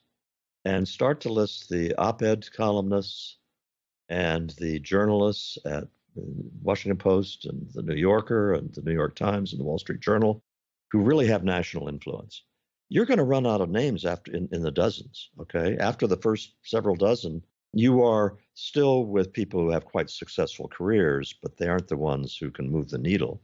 And if you go with the same kind of question into the worlds of finance, into the worlds of television and who produces what's on TV, you get past the dozens. But in each of those cases, you're probably talking about hundreds or a couple of thousand people in each of those niches who are the movers and shakers. And you add them all up, and the top 100,000 people in terms of influence in this country probably explain a whole lot of the variance the decisions get made. Why is this a problem? Well, the classic, or at least the example I use all the time, is it doesn't make a difference if a truck driver in Tulsa, Oklahoma can't empathize with the priorities of a Secretary of Commerce. But it makes a huge difference if the Secretary of Commerce cannot empathize at all with the priorities of truck drivers in Tulsa, Oklahoma, because the Secretary of Commerce, the things that he or she does, can transform that person's life for the worse. I would say for the better, except that they very seldom do it for the better. They usually get in the way of the guy making a living. Well, the same thing is true of whether you're talking about the people who write dramas for television or the people who are working in the IT world. Insofar as they have no idea what the life of ordinary Americans is like, they're likely to do things that are mistakes, that have greater or lesser consequences, but they're mistakes. And it would be really nice if the people who run the country had a deep, intuitive understanding of their fellow Americans. Much of what we're saying here is, as I said, draws a direct line to what happened in the most recent presidential election, and the fact that is still a source of perfect astonishment to many of us that we now have Donald Trump as president of the United States. I mean, what do you make of our current situation politically? And it was amazing to hear you describe the traditional ideals and values of a well-behaved, self-respecting American, and to be able to check the antithesis of all of those values exemplified by Trump. I mean, he is the Antichrist with respect to values like honesty and integrity and being a good winner and a good loser. And I mean, it's just, you could not get a more perfect embodiment of the absence of those qualities. And yet he's president. But what has been your experience of being a very visible conservative never Trumper? I mean, you must have had a similar experience of people like David Frum and other people on the classically right of center who came out early and loudly against Trump. What's that been like? Well, it was chastening because I clearly was so wrong for so long about things. For example, I kept saying, look, the working class guys I know would hate Trump if he lived next door for the reasons you just mentioned, but also working class guys don't talk about their wives the way that Trump did. Not very many of them do. And working class guys hate people who brag about their money. I mean, that's just kind of the tackiest, most unattractive thing you can do. And what I didn't get was the extent to which they were looking upon Trump as the murder weapon, as I put it a while ago. That he was a guy who was not acting like this establishment elite, and they put the other Republican candidates in that category just as much as they put Hillary Clinton in that category. But Trump also was doing something that I don't think I gave him enough credit for, and that is he really was talking to them in other kinds of ways that worked. And for this, I got a very interesting anecdote when I was signing books at a thing a couple of months ago, and the woman who gave me the book to sign said, I grew up across the street from Donnie Trump. And Donnie Trump, apparently, even though his father was already pretty rich at that time, still lived in a pretty ordinary neighborhood in Queens. And she was saying, oh yeah, when there was ever construction in the streets, Con Ed fixing something or something, Donnie would be out there talking to the guys. And all at once I said, okay, So it's not Donald Trump, the nouveau riche vulgarian, that's accomplishing all this. It's the Donnie Trump who used to go out and talk to the guys working construction in Queens. And so I was wrong in understanding the nature of that appeal. What all this means, I think you have to divorce the person of Donald Trump from the movement so that Trump may or may not get through his years in office, successfully in some ways or not. I don't know. But one thing that is quite clear is that people like me, who consider ourselves limited government conservatives, I like to use the word Madisonian to describe people like me. We like the Constitution of limited government and enumerated powers and all that kind of thing, and local control and subsidiarity. We are a tiny fraction of the electorate. That what the last election did was say that you've had the left, which has kind of abandoned the old-fashioned definitions of liberty and freedom and egalitarianism in favor of the social democratic versions of them now, which people in the left, in principle, in deeply principled ways, think are the best way to go. But meanwhile, over on the right, you've had principled limited government people who thought that a lot of the blue-collar Republican voters were at least sympathetic to those ideals. And it turns out that really they aren't very interested in those. They were naturally blue-collar Democrat voters. Historically, they shifted over because of a Democratic Party that they thought had abandoned them, particularly white working class. But they've shifted over for reasons of feeling more comfortable with the Republicans, not because they believe in conservative principles. So long term, I think we're going to have a redefinition of the parties such that the Republicans will be a populist-centered party for a long time to come. I will add, Sam, I have been consistently wrong on all things political for the last 18 months, so I'm probably not changing that track record now. Well, you're in good company there. This final topic I want to raise with you is, on its face, a very surprising thing for you to be endorsing. This is the topic of universal basic income, which I've talked about in some context on this podcast as a possible remedy for the increasing role that automation is playing in our economy. And so what happens when automation and, in the limit, AI get so good that jobs disappear and new ones never spring up in their place? How do you deal with what would be a 50 or 70% unemployment rate in some possible future? Well, one answer, and this is an answer that is older than I realized, but it's suddenly very popular and current in Silicon Valley, you give people money, and this is called universal basic income. You've written a book about this, which unfortunately I haven't read, but I've heard you talk about it. And this is a surprise because in Coming Apart, you are fairly critical of the welfare state in all its guises, and you just said something that at least implied disparagement of the welfare state in Europe as we know it. So tell me why you are an advocate for universal basic income.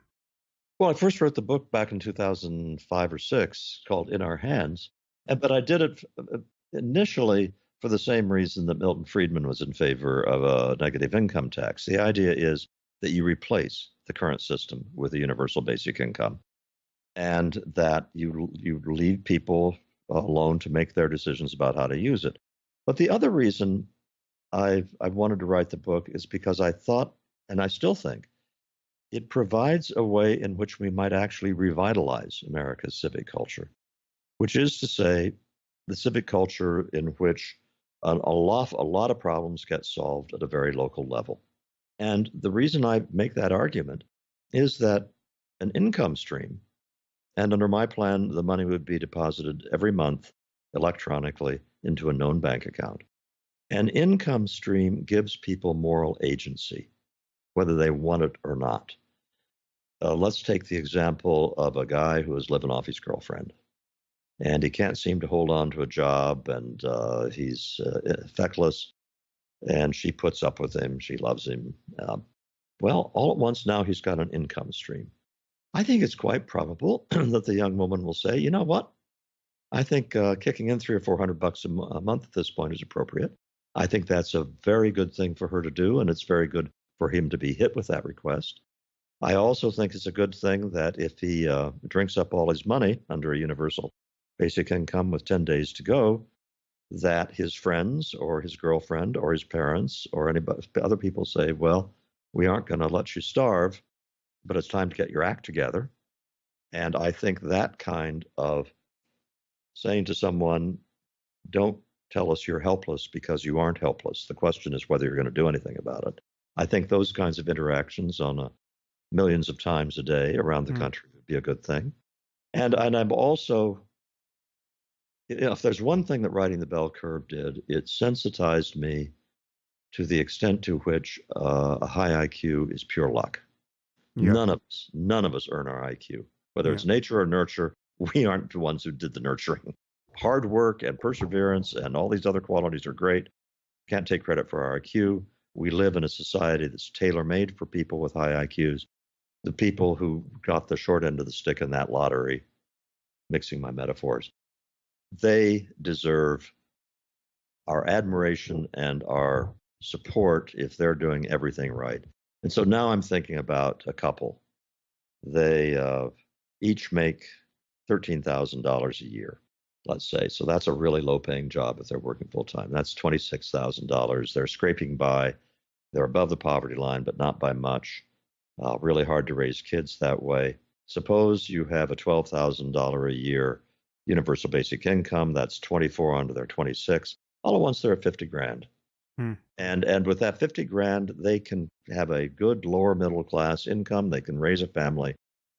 All sorts of things open up to them that weren't open before. That's the reason for the title of the book, Putting Lives Back in Our Hands. And so I think replacing the welfare state with that is going to be the rare case where you have side effects that are not unintended side effects that are terrible, but unintended side effects that have the potential for rejuvenating America's civic culture. I put out a revised version of the book just last year, 2 years ago, because of precisely the issue you're talking about. I am one of those people who say, I know how hard it is to say this time is different. I know the Luddites have been saying that for 2 centuries, and they've always been wrong. This time is different. AI is, I think, on the cusp of a J curve, where it goes from a very slow progress over the last couple of decades to nonlinear acceleration in the things it can do. And I think it will transform the job market unrecognizably within 20 or 30 years.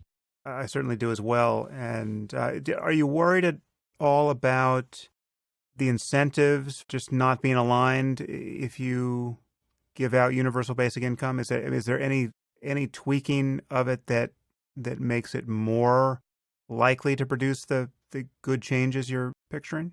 Oh, there are a couple of, I think, really, really important things. And one of them is that indeed you do get rid of the other welfare state services. And the second thing is that you have a very high point at which the guaranteed income is subject to a surtax. I want to lure people into working so they get to a point where they can't afford to quit. Let's say, in my plan, I say it's $30,000 of earned income. So until you get $30,000 of earned income on your own, you keep all of the, let's say, $12,000. And then after that, you start to pay a small surtax back. Well, okay, so you have been in a situation where you have the $12,000, but anything you go out and earn, you keep. So you've gotten into the habit of working, and if you've gotten up to $30,000, you are not going to trade a $42,000 a year lifestyle for a $12,000 a year lifestyle. But if you have the payback point quicker, I think you increase the likelihood that you have disincentives to work. It needs to be deposited electronically into a known bank account. It needs to be universal, because one of the key things about this is that everybody knows that everybody else is getting the money. And so once you have that universal knowledge, then a whole variety of interactions can be set in motion that wouldn't be set in motion without that knowledge. So, yeah, you can tweak. You can either have it be disastrous, but you can also fairly easily design it so that it's quite likely to produce good effects. I am not denying it will have work disincentives. There will be work disincentives, but we are already at a point, Sam, where something more than 20% of working age males with high school diplomas and no more are out of the labor force. So we already have a whole lot of guys sitting at home in front of a TV set or a Game Boy, probably stoned on meth or opioids, doing nothing. We got a problem already. And I see a lot of ways in which the moral agency that an income would give could make the problem less.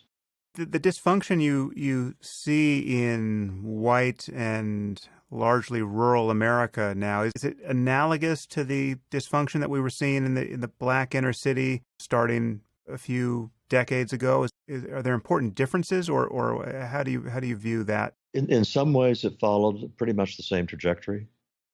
Way back in 1992 or 3, it was, I had an op-ed in the Wall Street Journal called "The Coming White Underclass," and I was simply tracking the growth in non-marital births among white working class people. And I said to myself, along with Pat Moynihan, who said it better and first, that if you have communities in which large numbers of young men are growing to adulthood without a male figure, you ask for it and get chaos. And I assumed that what had happened in the black community when non-marital births kept on going up was going to happen in the white community. So in that sense, they followed pretty much a predictable trajectory. What was not predictable was the degree of demoralization that seems to be special to white working class in the last 17 years. And here the work of Ann Case and Angus Deaton, the economists at Princeton, on the rising mortality from cirrhosis of the liver and opioid overdosing and other kinds of diseases that indicate dysfunction. That rise has been anomalous. So that whereas the death rate from those causes among white working class was 30% lower than for blacks in the 1990s, it's now 30% higher. That's different. I think white working class America has become demoralized in a uniquely devastating way since the turn of the century.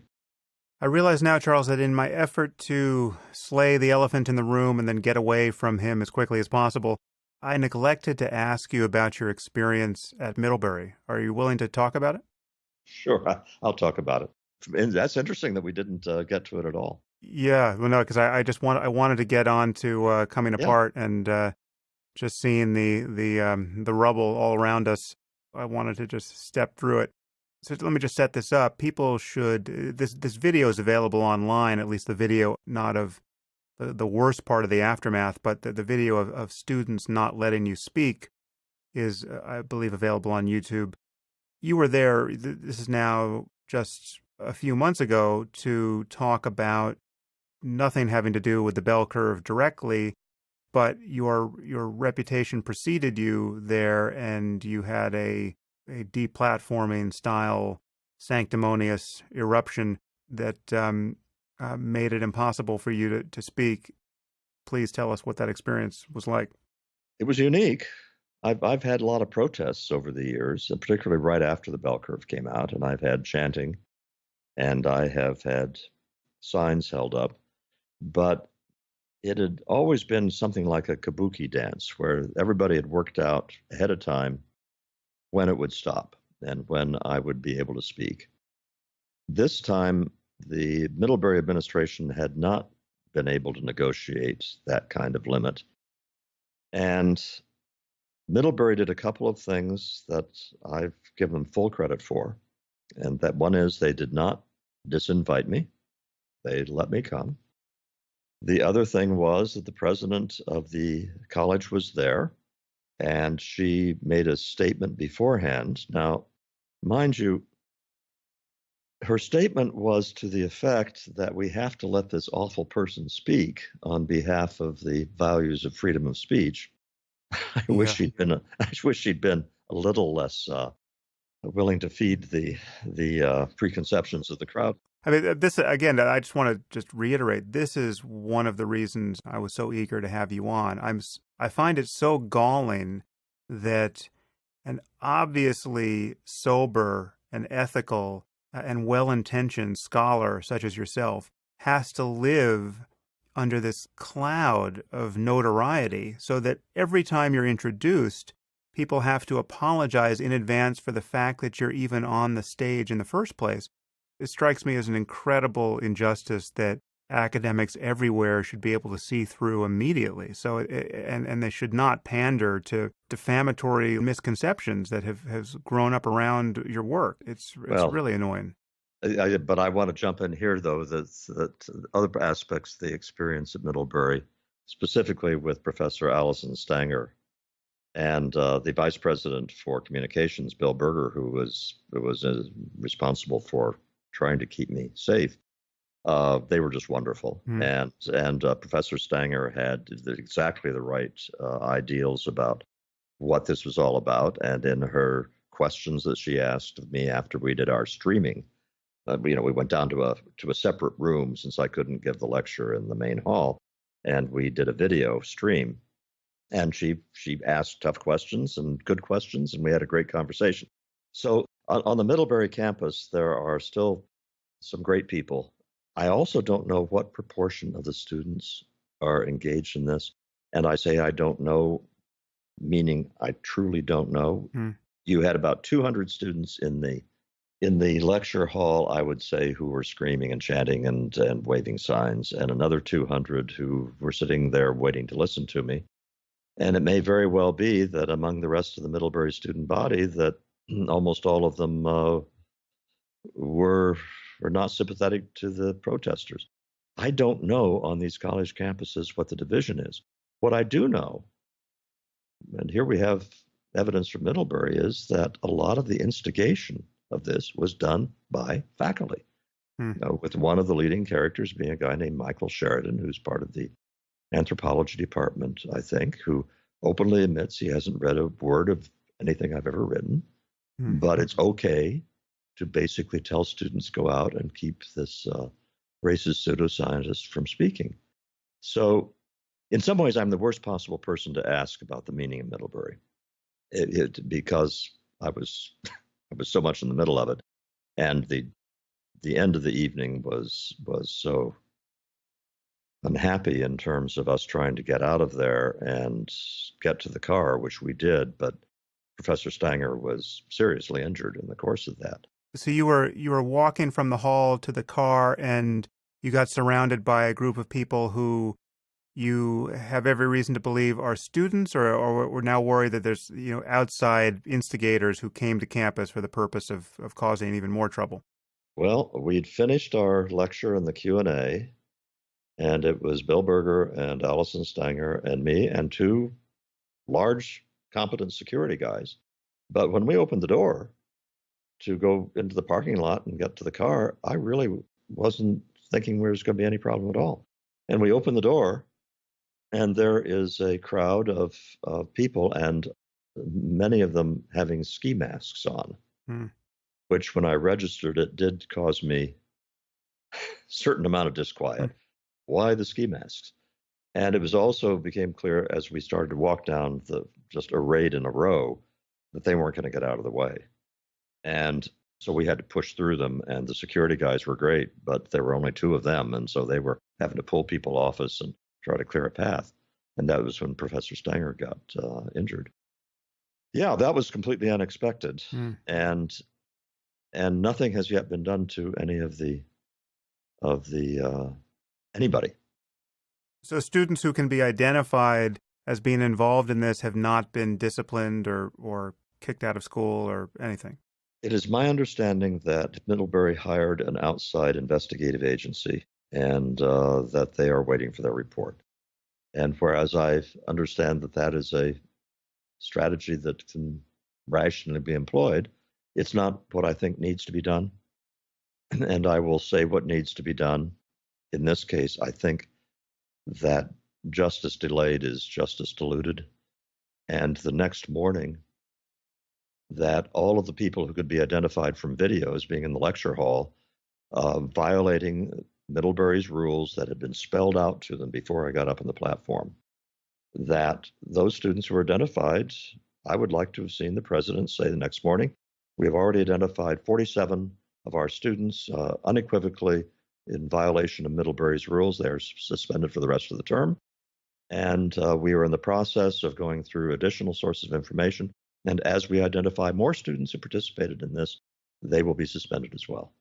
I think it needed to be soon. I think it needed to be not a slap on the wrist. I think there needed to be a very unequivocal statement of this is antithetical to what a university is all about. You don't belong on a college campus if you behave that way. Yeah, I fully agree. It should be so easy to draw this bright line here. So if you're refusing to let a scheduled speaker speak, you have to be violating a university policy, if not a more important social norm, to the point where you get, at minimum, suspended. It's the antithesis of what a college campus is about. And if these things come down, if whatever penalties come down in a couple of weeks, when I guess school will be out, not too long from now. But in any case, at this point, it will have been a long time ago, and the parents will be on the phone saying, this is not fair, that there are many others that aren't getting punished. And anyway, my child wasn't one of the people who hurt Professor Stanger. And the whole thing will, I'm afraid, and I apologize if I am doing the administration a injustice and they're going to come out strong. I'm afraid that the kids are going to get away with it. Yeah, well, which also there's a distinction between the people who were shouting you down in the hall, not letting you speak, and the people who were physically assaulting you and Professor Stanger when you left the hall. I mean, that's criminal prosecution. The latter is a crime, right? That's crime. It's criminal prosecution. There should be jail time for the people who injured Professor Stanger. Well, finally, Charles, I'm just left wondering, do you regret touching these topics that have caused this much difficulty in your life? Do you regret writing the bell curve? The short answer is no. Is that the real? Have you thought about this much? I don't tend to think in terms of regret, but I have been really lucky in my life, and so I went on after the bell curve. I did a few college speeches after that, but then I was pretty much persona non grata for the next 10 years. But in the course of that, I spent 5 years writing a book called Human Accomplishment, which was one of the great intellectual adventures of my life, and a great memory, and a variety of other things could have happened to my life. And so in one sense, these things, my life would have been different if I hadn't written the bell curve. All right, there's no doubt about that. And there's a plus side and there's a negative side. And until the last year, I guess, the last 8 months, I thought that I was pretty much rehabilitated.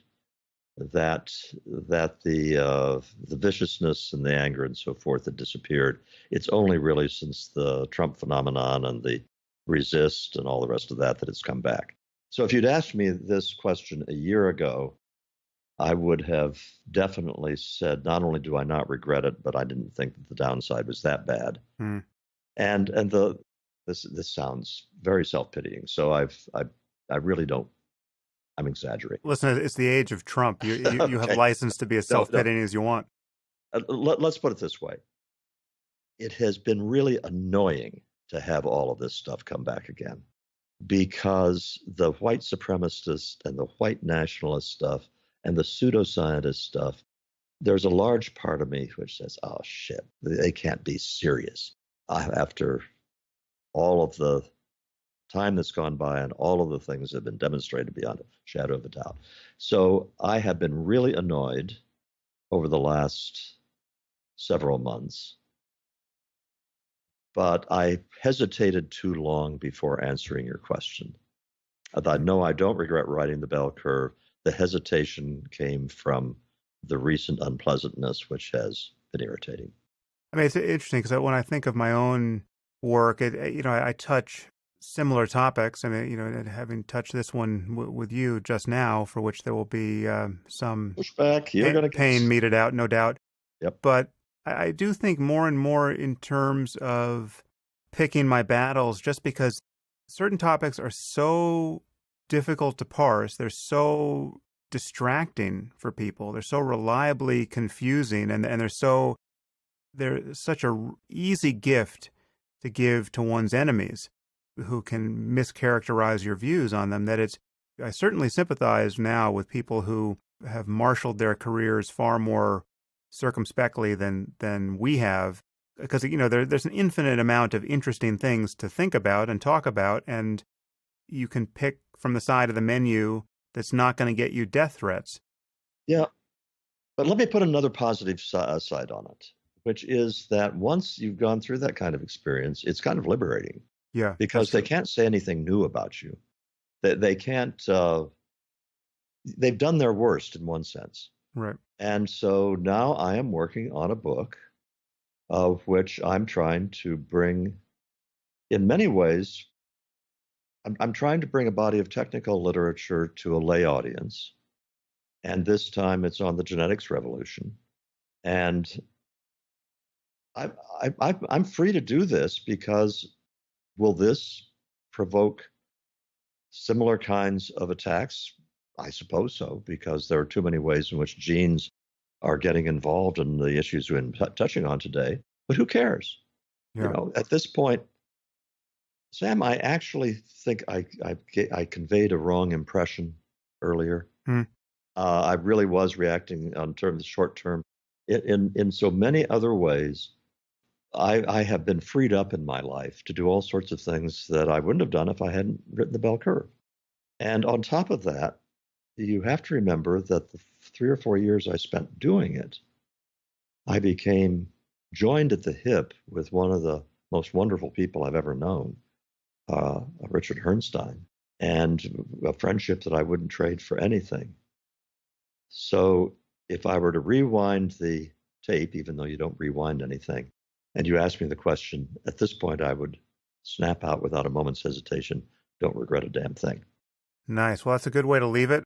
Despite the blowback I anticipate, I do not regret having this conversation with you. It's been a real pleasure. Yeah. Well, thank you, Charles. To be